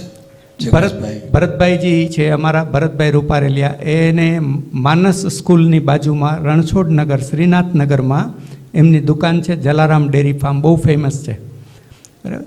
તો ત્યાં પણ આપ જઈ શકશો. મારો પણ સંપર્ક કરી શકશો. સરદાર બાગમાં મારી ઓફિસ છે, જિલ્લા ઉદ્યોગ કેન્દ્રમાં. તો આ રીતે અમને અહીંયા બોલાવ્યા, સ્વામીજીએ ખૂબ માન આપ્યું, અમને બોલવાની તક આપી, અમારી વાત તમને સમજાવી શકીએ એવો જ એક ચાન્સ આપ્યો છે. એના માટે અમે એમને સાદર વંદન કરીએ છીએ. આપ લોકોએ શાંતિથી સાંભળ્યા એના માટે ધન્યવાદ. બોલો સ્વામિનારાયણ ભગવાનની જય. આપણા પૂજ્ય પ્રભુ સ્વામી ભક્તિ તને સામે આ સિસ્ટમને ચાલુ કરી દીધી. સુરત કાળુભાઈ આવ્યા હતા, ત્યાં આ વિડીયો બતાવ્યું તો પ્રભુ સામે કે હું એટલી બધી સ્ફૂર્તિ આવી કે પૂજામાં હું 200 દંડવત કરું છું, 200 પ્રદક્ષિણા કરું, થાક જેવું નામ નહીં. પછી ભક્તિ તને સામે હતા, એને વેટ હતું તો એ કે મેં 5 દિવસ કર્યું તો 2.5 કિલો વેટ ઓછું થઈ ગયું અને પેનનો દુખાવો ઘણા સમયથી હતો એ પણ મટી ગયો આ 5 જ દિવસમાં.